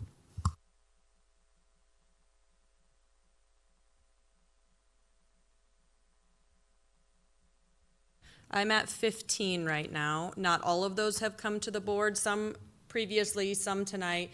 And then like I have 2 that have signed since the agenda came out that I couldn't add to the agenda, so they'll be on the next one. So they're interviewing, they're getting there. And we have about 340 certified staff? Yeah, right around there. About 10%, Karen? The last time I saw state numbers come out, the state said that they have about a 16% turnover rate for teachers. So we've definitely been below that in the last 5 years that I've been in this position. You're right, you're right. Okay, committee reports. Facilities and Finance. The Facilities and Finance Committee met earlier today at 4:30. Board members in attendance included Steve McNally, Tom Stanton, and myself. The committee reviewed claims and financial reports and discussed ongoing projects such as the middle school construction and the senior high chiller. The committee also discussed the RFPs for a bus. Policy Committee report, Tom Stanton. The Policy Committee met on Friday, March 7th. Board Policy 8130 related to annual organizational meeting was revised to indicate that in the event that no member receives a majority of the votes for vice president after 5 ballots, then the longest tenured board member shall serve as vice president. Board Policy 2320 related to the evaluation of superintendent was revised to strike the words "as appropriate" in item number 6. No additional changes were made to Policy 8157 related to the Standing Committee on Superintendent Evaluation. Board Policies 3230 through 3580 related to business operations were also discussed, but will not be presented to the board until next month when they are placed on the agenda for first reading. The policies presented for second reading today were previously reported on during our February 10th board meeting. No changes have been made to those policies since that meeting. Thank you. Tom, on Board Policy 8130 related to annual organization meetings, that was the one that didn't pass on our February 10th meeting, right? So you took out the language of? We just removed the phrase "as appropriate" on number 6. That was the only change. 8130. Oh, sorry. 8130, this is talking about vice president. Oh, my bad.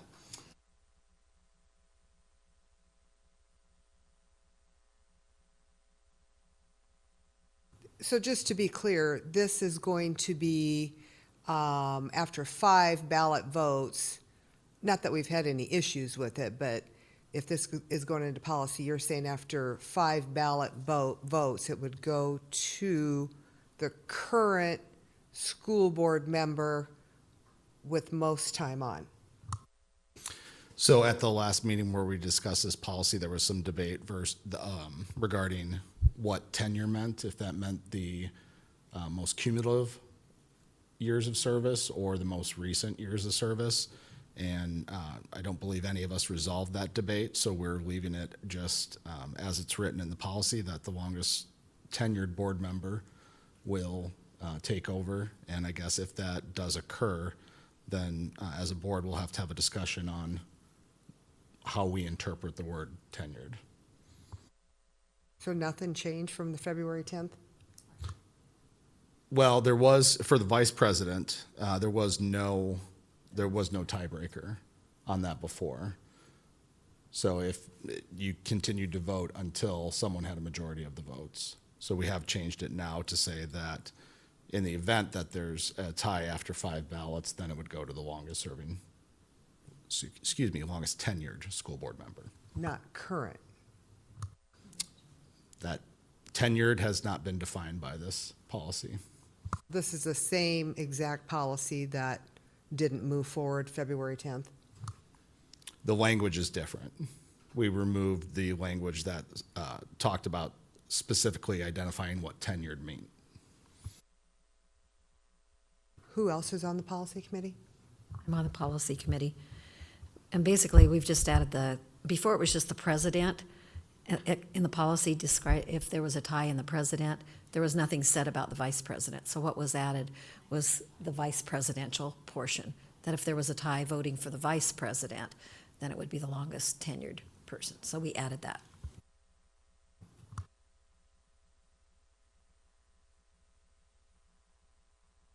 Thank you.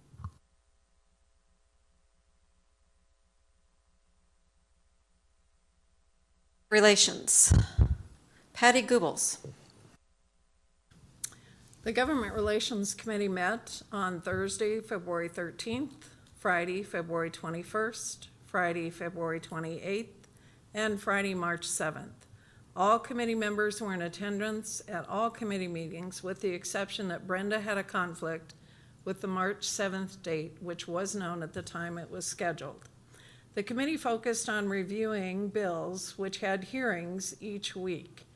Bills that the committee took action on included LB 213, which would require the State Board of Education to adopt academic content standards on human embryology under the science education standards. Dr. Patty Goebbels wrote a letter of opposition. LB 575, which would change provisions relating to the Property Tax Request Act and property tax levy limits. Mr. Wilson wrote a letter of opposition. LB 557, which would change the definition of option enrollment to include intra-district transfers and provide funding for students who are denied option enrollment. Tom, Brenda, Dr. Goebbels, and Dr. Thompson all wrote letters of opposition. LB 633, which would create the Nebraska Option Enrollment Tuition Account Program. Tom, Brenda, Dr. Goebbels, and Dr. Thompson all wrote letters of opposition. LB 427, which would require the state treasurer to establish an educational savings account for students enrolled in kindergarten through 12th grade at an approved or accredited public, private, denominational, or parochial school. Tom, Brenda, Dr. Goebbels, and Dr. Thompson all wrote letters of opposition. LB 624, which would appropriate funds to the state treasurer for education scholarships. Tom, Brenda, Dr. Goebbels, and Dr. Thompson all wrote letters of opposition. LB 131, which would include elementary and secondary schools in the Nebraska Educational Savings Plan Trust. Tom, Brenda, Dr. Goebbels, and Dr. Thompson all wrote letters of opposition. LB 528, which would change and eliminate provisions relating to grants from the State Department of Education Improvement Grant Fund. Dr. Goebbels wrote a letter of opposition. LB 550, which would require school districts to adopt a policy that excuses students to attend a course for religious instruction. Brenda wrote a letter of opposition.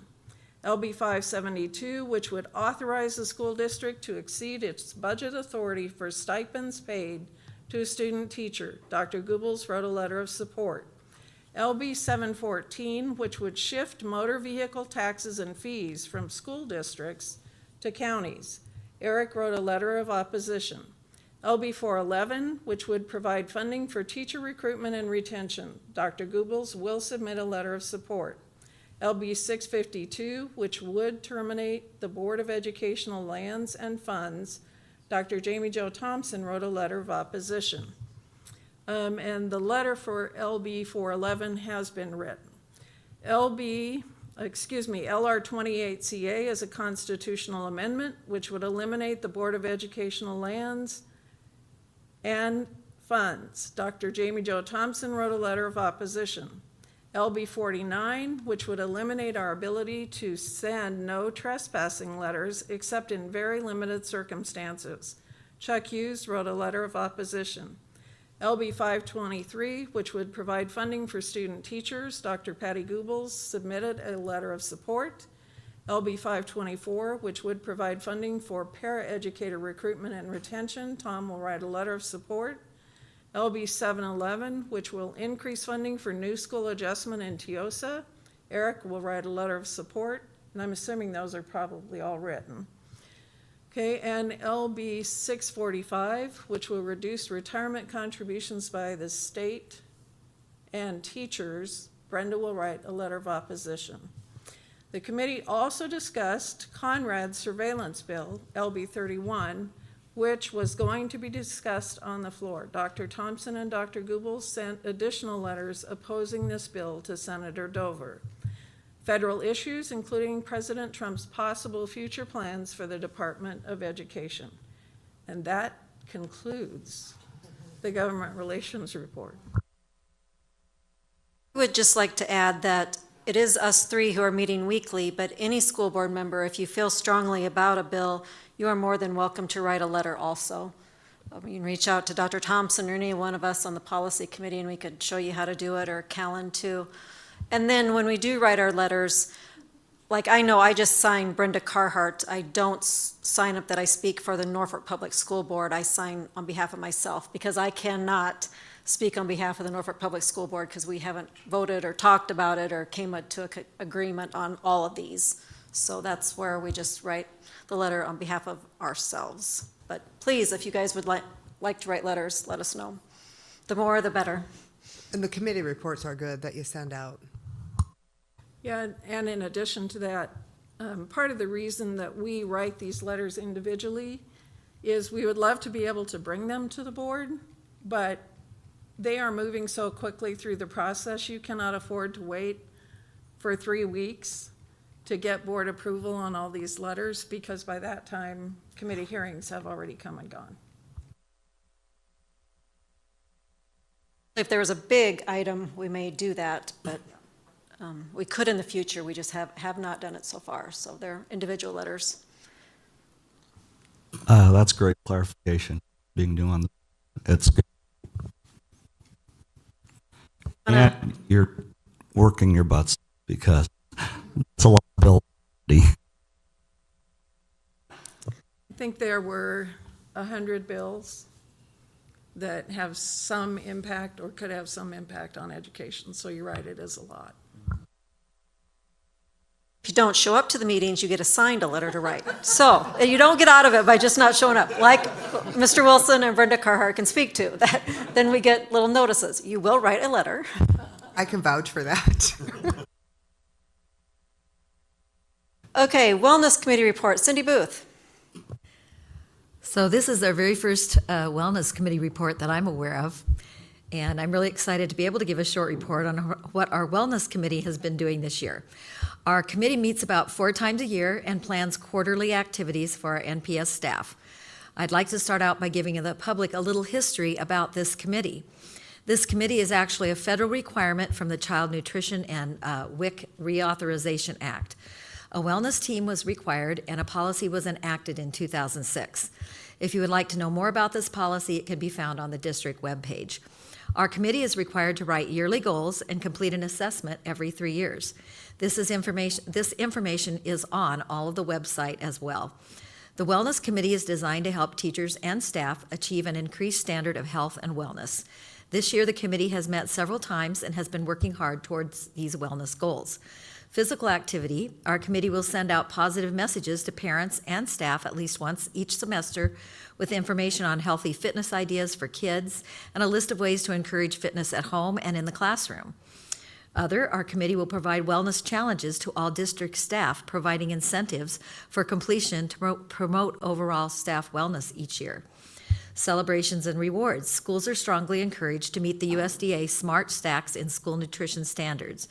Celebrations and parties. The district will provide a list of healthy party ideas to parents and teachers, including non-food celebration ideas.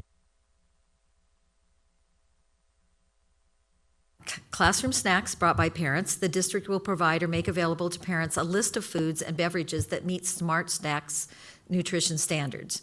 And these are things that I didn't know before this, that I was on the wellness committee, so it was interesting. Rewards and incentives. The district will provide teachers and other relevant school staff a list of alternative ways to reward children or other comparable resources. In the first quarter, we ran a turkey trot for November, which was very well organized by Ani Strong, and we had good participation. For January, teachers were asked to complete the EHA annual health assessment, and just over 1/3 of the teachers did that. We had 4 $25 gift certificate winners, and the winners were Katie Nadella at the senior high, Carl Henkel and Amber Lenton at the junior high, and Mike Hilligus at maintenance. Dance classes were held at the middle school on Wednesday evening starting January 22nd and going through February 5th. There were 15 couples and several single participants for this fun activity. Following the end of dance classes, pickleball began, and that will be held from January 26th and through the end of March. The new Norfolk skating rink was reserved by the NPS faculty and their families to enjoy skating on Friday, February 7th, and about 75 people attended this skating event. It's really great to be able to offer healthy, active things for our faculty and our students to enjoy, and we will have a new challenge for our fourth quarter. If anyone has any questions, feel free to reach out to me. Thank you. Thank you, Cindy. Now we'll have the consent agenda. First, we have minutes from previous meetings, and they are attached to our agenda. Personnel, contract approval. Mrs. Baumann. Thank you, Madam President. We do have 5 contracts for your approval tonight. McKenna Bender, 3rd, 4th grade teacher at Lincoln Montessori Elementary.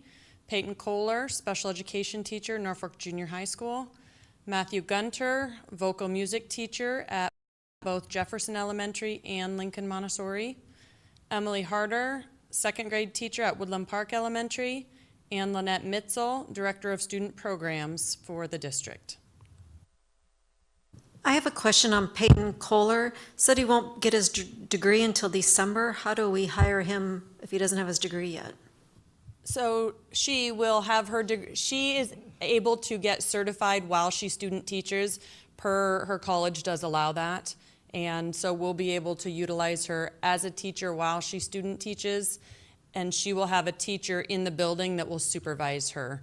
And we're utilizing this because of the lack of teachers in the state in the area of special education. So she is someone who has worked for us in the summers and has a great background through her college and working with special education students. So we're confident that she can handle that, as is Midland. And then you said she'll have do we have to hire a teacher then to oversee her, or how does that work with her? No, we will utilize another teacher in the building, just like we normally would for a student teacher.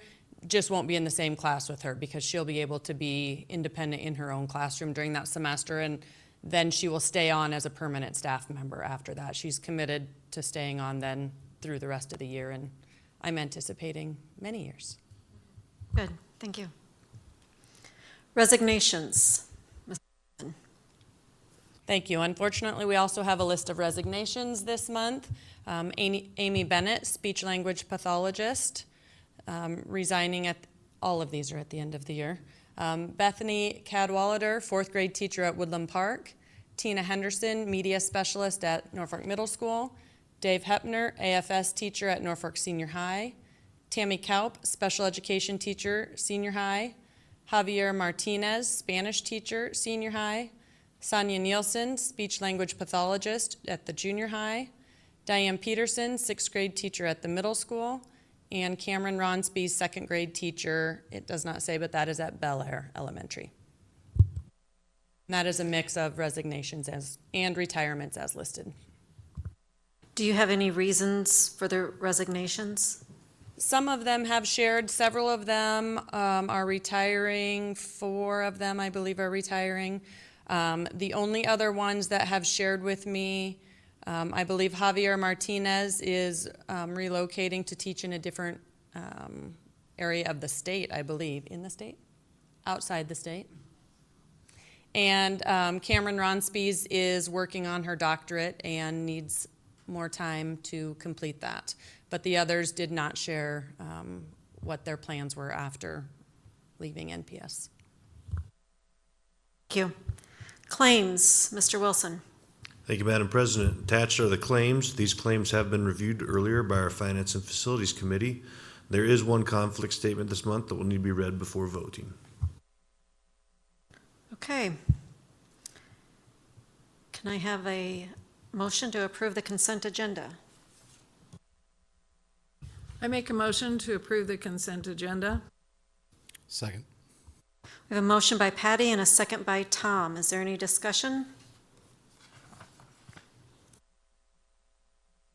I will read my conflict statement. Out of an abundance of caution, I hereby declare a potential conflict of interest and am abstaining from voting on Claim 102 and 231 for the month of March and the consent agenda for this meeting. I attended a president's retreat put on by Nebraska School Board Association and then mileage to drive to the retreat in Kearney.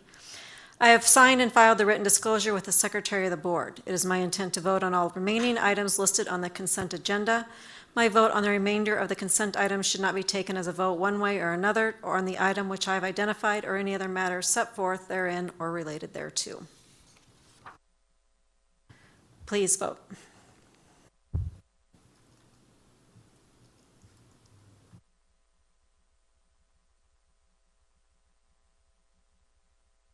Motion carried, 6-0.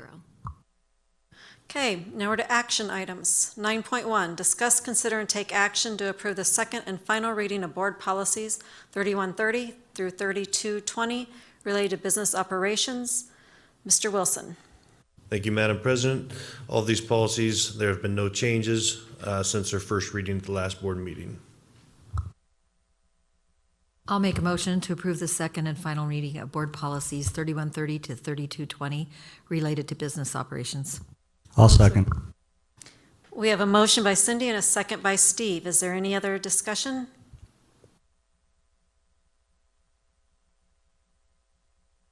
Please vote.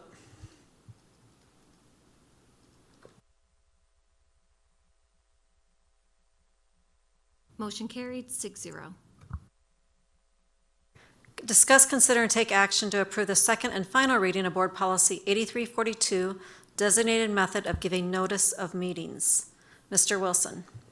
Thank you, Madam President. Same as this one, there have been no changes to this policy since its first reading as well.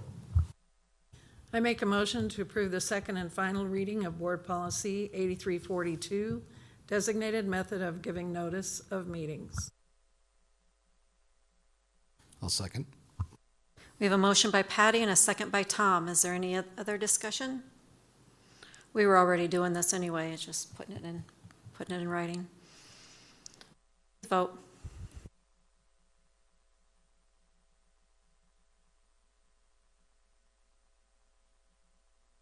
Motion carried, 6-0. Discuss, consider, and take action to approve the second and final reading of Board Policy 5416, student fees, out-of-state travel for activities. Mr. Wilson. Thank you again, Madam President. Same with this one, no changes have been made to this policy since its first reading at the last board meeting.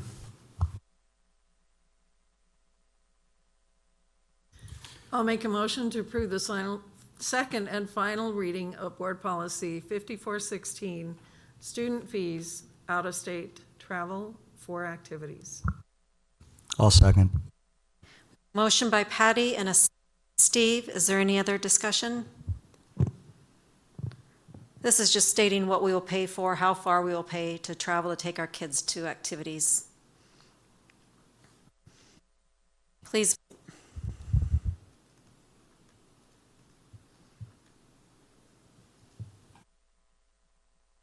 Motion carried, 6-0. Discuss, consider, and take action to approve the second and final reading of Board Policy 9300, regular meeting. Mr. Wilson. Again, no changes have been made to this policy since the first reading. I'll make a motion to approve the second and final reading of Board Policy 9300, regular meeting. I'll second the motion. Did you second? It says It says second on my motion. says second. No changes since. We have a motion by Tom and a second by Patty. Is there any discussion? Please vote.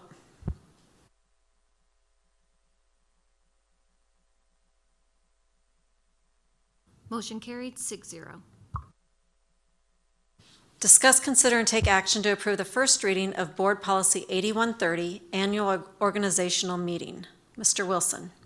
Thank you, Madam President. So this policy has been revised to indicate that in the event that no member receives a majority of votes for vice president after 5 ballots, then the longest tenured board member shall serve as vice president. That matches the language of the top part of this policy with president. Happy to answer any questions.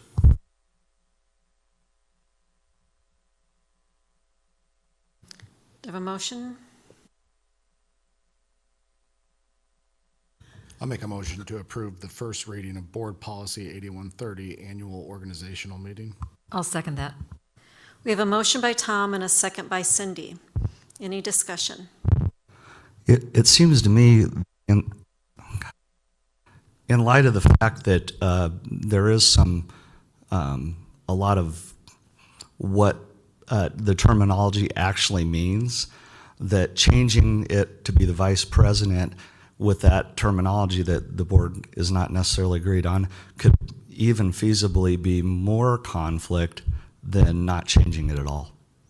Because the last time the board worked it out amongst ourselves, and I think that sometimes that's just what boards do. They work things out. You don't always need to have a policy. I don't know that it's ever been a controversy, has it?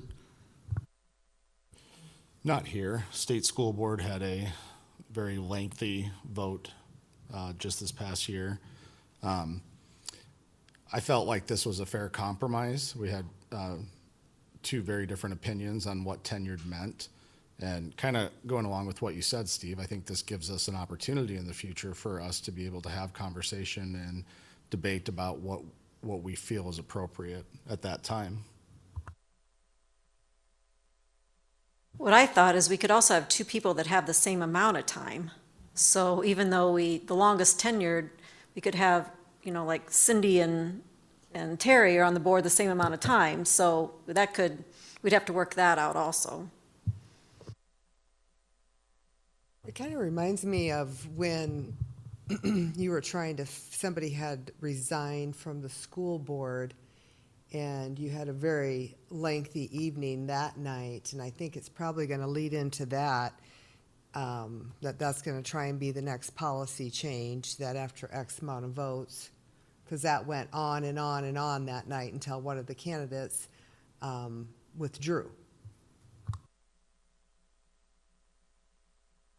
Talking about when we were trying to vote in a member, add a member. It wasn't about offices, that was just adding a member. Correct, yeah. And I'm a little bit, I'm not controversial, but I'm a little bit concerned.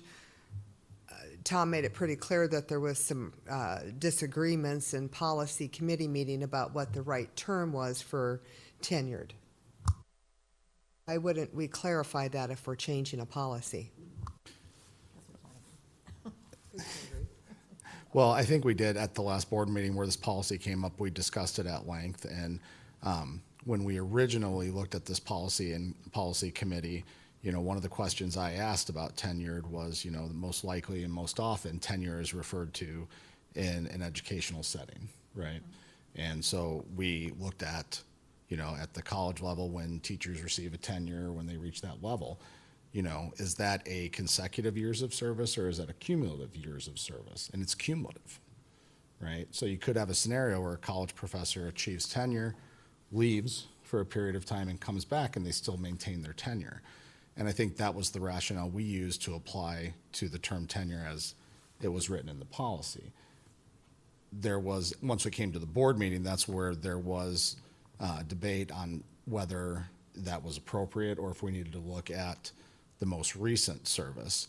And like Brenda said, as we elect board members, it's far more likely that we're going to have a conflict with most recent years of service than we are going to have with cumulative, right? If we look at how board members are elected, if you have two board members elected at the same time, those two people tie, we still don't have a tiebreaker in this scenario, irregardless of what the definition of tenure is.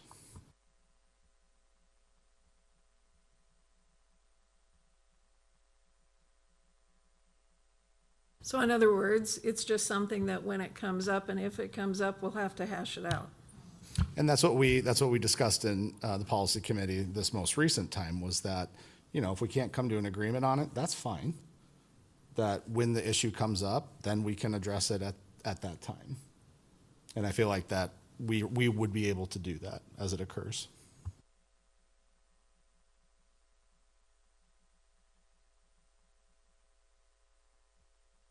And the rationale, remind me again, the rationale to change this was because we've had problems with not being able to pick a president or a vice president, or we want to avoid more than 5 votes?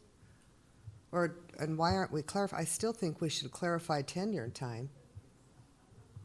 The rationale for adding this was that there was no tiebreaker ever outlined in policy for the vice president role.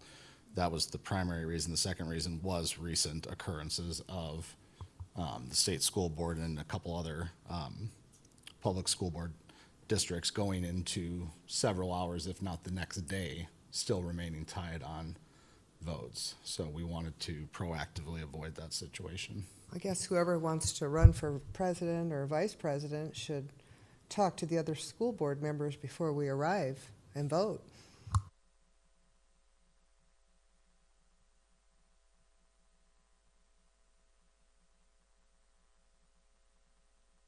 Other discussion, comments, questions? Okay, please vote.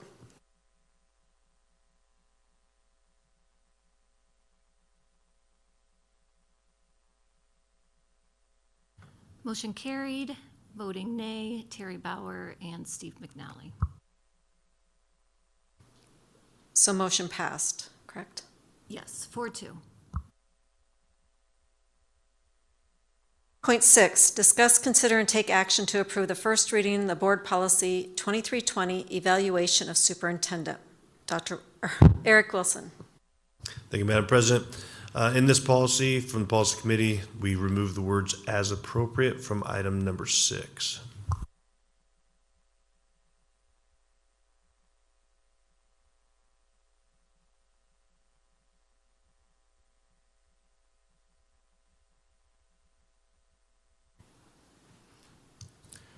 I'll make a motion to approve the first reading of Board Policy 2320, Evaluation of Superintendent. I'll second the motion. We have a motion by Tom and a second by Patty. Discussion. I will say I'm on the Superintendent Evaluation Committee, and we took off "as appropriate" because we feel that it's very important that the board president share with the board the complete superintendent's response of the evaluation and the goals. And the president needs to do that with all board members, and we will make sure that that happens, not as appropriate. It will be done. That's what that means to me. We actually met last week, and it was just specifically to make this change on there, just that the board would hold the president and the vice president accountable to make sure that the discussion is taking place and that there is a plan in place if in the event there are improvements that are needed. Keep all of the board informed of what's going on, not just people on the committee. And it's not something that we can do in an open meeting because we need to protect the integrity of the personnel in an open meeting, but we will do it either in committees or one-on-one or groups of 2. That way is how we will discuss the evaluation and the goals. And then we can, in an open meeting, discuss what the goals are and also how we'll hold the superintendent accountable. Tom, I don't know if you want to talk about, you've talked with the lawyers a lot, and there's real language about what we can and can't discuss. You want to tell about that? Yeah, so we reached out to Justin Knight from Perry Law Firm, who is the district's attorney, just regarding what information is appropriate to be shared during open session, what information is not allowed to be discussed at all, or what information would require a closed session to be discussed. And we just want to make sure, we want to be operating with transparency for the public, but we want to make sure that we are protecting the people that are being evaluated. It's superintendent evaluation can be confusing and sometimes murky legally, but there are always components of her evaluation, performance improvement, whatever it may be, that are technically part of her personnel file and therefore not appropriate to discuss with the public. And those are, Justin was able to clarify that those are also items that are not, that they're part of the personnel file, so they can't be requested.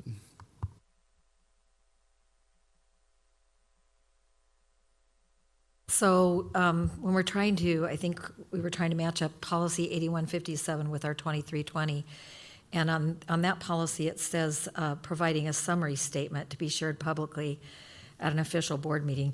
So we could do a summary, though. I mean, we're able to do that. Yes, you're right. So we don't really need to cross that out on the 8157. Because you can share a summary, is what you're saying, as long as you keep it positive with goals to be met and things like that. Is that my understanding? Don't, get too deep into the personal part of it. I would suggest we take action on 2320 before we start discussion on 8157. This is kind of what got us into a conundrum last time. Okay.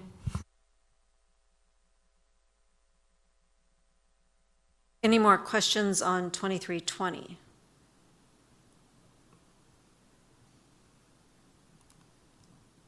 Okay.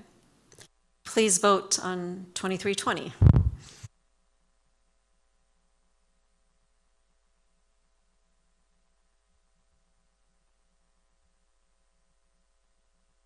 Motion carried, 6-0. Discuss, consider, and take action to approve the first reading of Board Policy 8157, Standing Committee on Superintendent Evaluation. Eric Wilson. Thank you, Madam President. As you can see on this policy, we've made adjustments in the past, but no changes have been made to this since the policy meeting at our last one.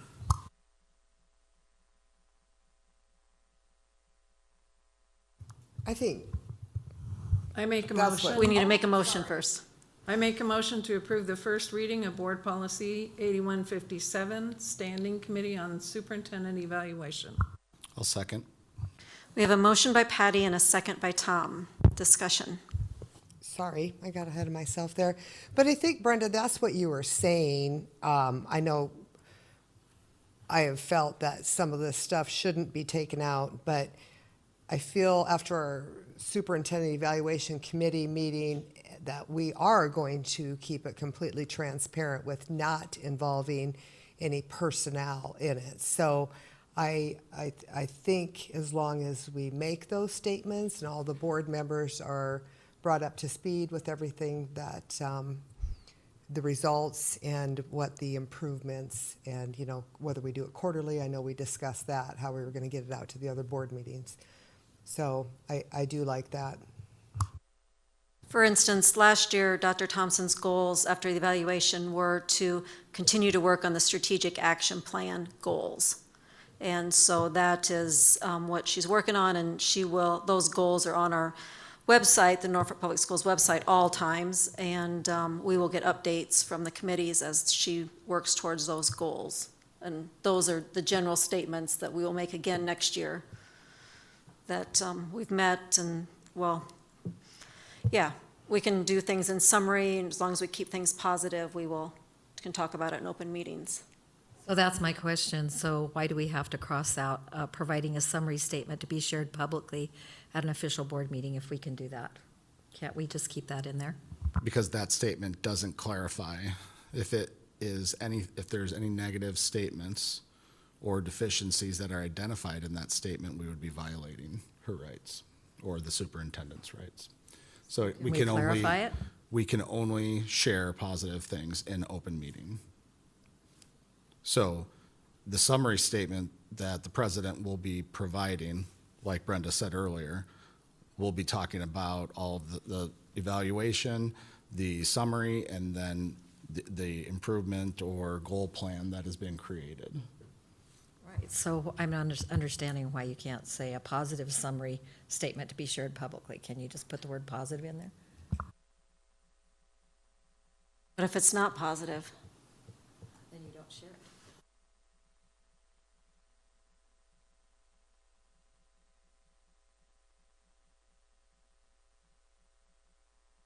talking about transparency, and I just think that if we take that out, I would really like to see it stay in and maybe just reword it a little bit and clarify maybe,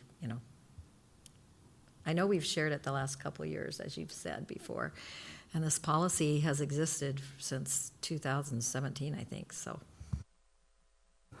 So Brenda, you shared when about the summary that you were planning on sharing, and the way you worded it was perfect. I mean, it was the action goal-oriented items were in the summary statement. I mean, it's not, I mean, you could have that in there. At least then you're sharing that with the public. Action goal-oriented items. I forget what your exact wording was. You said you planned on doing that anyway, but I planned on doing it this fall or when I am president. What I just shared earlier was something that was under Sandy Wolf's leadership, so I'm just reiterating that. yeah. So I'm saying that if you don't have any wording about that, and then you're doing a great job sharing that summary statement, but then the next president may not, right? The way it is now, if we approve it as is, then it's that summary would be at the whim of the current president. And I agree with Cindy. I think it could be worded so that you're sharing. You're not sharing anything. This is like the public should know. These are action items, positive, goal-oriented action items. This is not something that you're spreading dirt around. I agree with that. I don't think that that's what we need to share anyway. I guess I'd recommend that this go back to the Superintendent Evaluation Committee then, because I think from what we're talking about, it's not just a summary being shared. Maybe there needs to be more clarification in this about what's shared in closed session and what's shared can be shared publicly. And I think you've got that information from speaking with the attorney, but that's what I'd recommend at this point. I think we're trying to do all of that, but do it according to the law. And I do agree with you to maybe get it a little bit more specific. I thought that with Brenda making, or whomever the president would be, making a public comment that, at least there was an action in place. But I also agree with what Steve said. That's with the current president's interpretation. I think we need to make a policy change going forward. So I'm going to read directly from Justin Knight's email, and this is just so we all have the correct information as whatever way we decide to proceed with this. An improvement plan should not be discussed in open session, since that would constitute a personnel matter that needs to be confidential per Nebraska State Statute 79-2-104. The board could prepare a general statement to be read in public with individual comments only made in closed session without going into specifics. The board also needs to be careful about sharing too much information in open session, since the board ultimately would sit at a hearing if the board moved to non-renew or cancel a superintendent's contract. So it's not just about, you know what I mean? It's not just about, totally get it. I would absolutely Totally love get it. to sit here and praise and praise and praise. But those praises could be a problem as well, if that makes sense. So I think, and I want more transparency than what we've had in the past, but I also think we have to be very careful legally as to how we proceed, because these are personnel issues. And if we've got our attorney who specializes in school and open meeting law telling us you probably shouldn't do this, we probably shouldn't. That's why I liked it that it wasn't written that we have to talk about it in public session, just because I didn't want to box us into something that we couldn't get out of, and I didn't want us to get in legal trouble. That way, if we can take it as a case by case yearly, or we can, whoever's the president that year, we can strongly suggest and tell them what the board can tell the president, this is what I think you should say based on the evaluation, or don't say anything. I mean, the board can give the president guidance too. But I just didn't want to get too detailed in a policy that we could get ourselves in trouble at the same time for legal reasons. Thank you for your explanations. It's very well thought out, and I agree.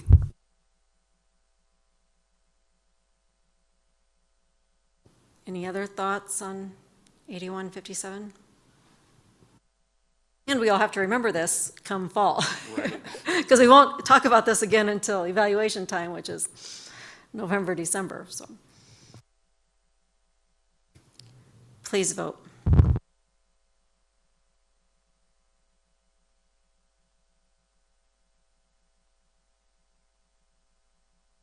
Motion carried 6-0. 9.8, discuss, consider, and take action to approve the 2025-2026 salary and corresponding contract for the superintendent of schools. Dr. Wilson. You're a doctor. I appreciate it, but not there. All right, so following direction from the board at our last meeting, I have updated and posted a draft version of changes to Dr. Thompson's contract. The contract includes the $3,038 increase that was approved for all other district administrators. The take-home salary amount after retirement contribution this current year is $246,135.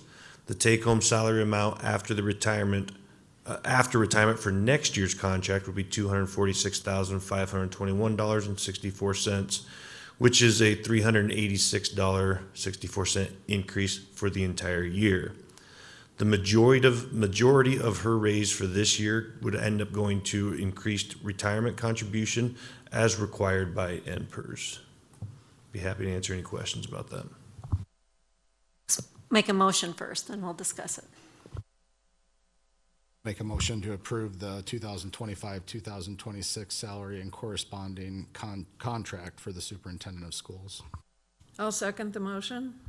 We have a motion by Tom and a second by Patty. Please discuss. Can you explain when you said about the retirement, the NPERS, can you explain that a little more?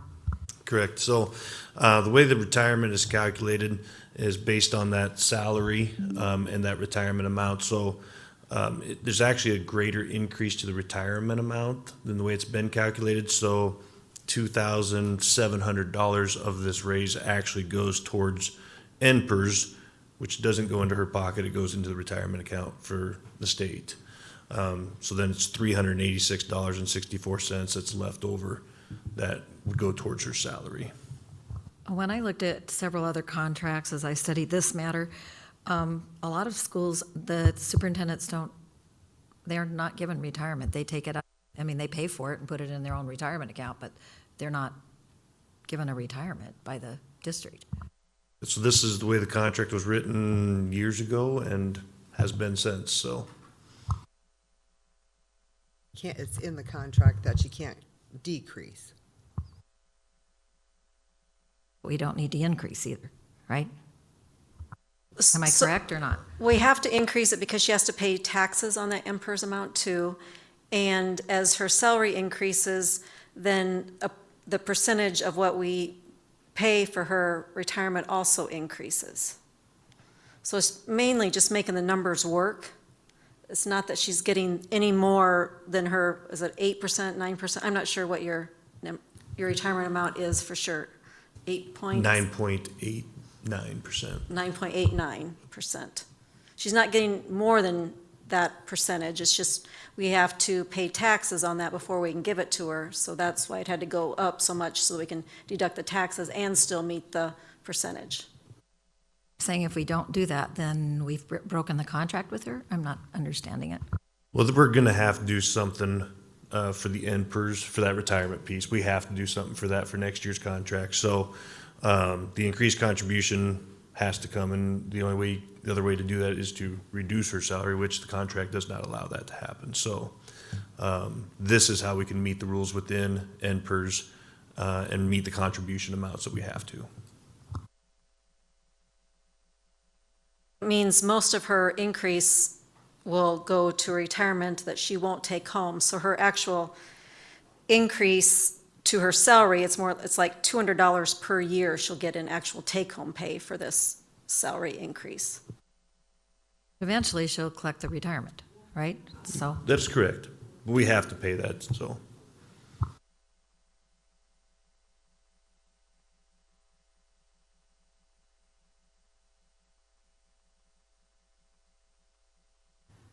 Cindy, we can't change previous boards' contracts that they've made with the current superintendent. It's right in her contract. what I'm trying to understand, so thank you.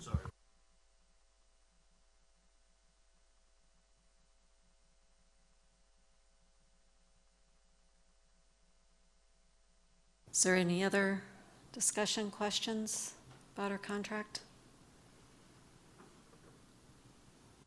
Starts July 1st through next year, June 2027. Her contract, yes, is for 2 years. And so that date hasn't changed. You are correct. That window, she didn't ask for an extension on her contract, so.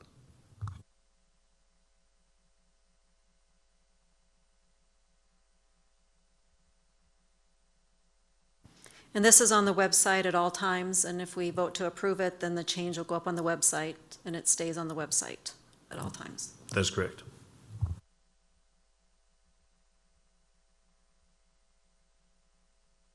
I'll say, please vote.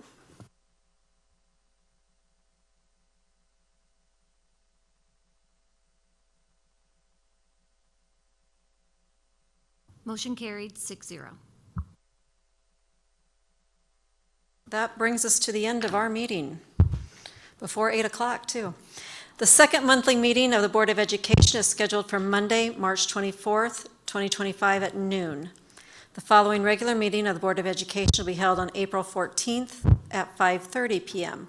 All components of these meetings will be held here at the MPS Central Administration Offices and will be open to the public unless an executive session is needed to protect the interests of the district or reputation of an individual. Meeting adjourned.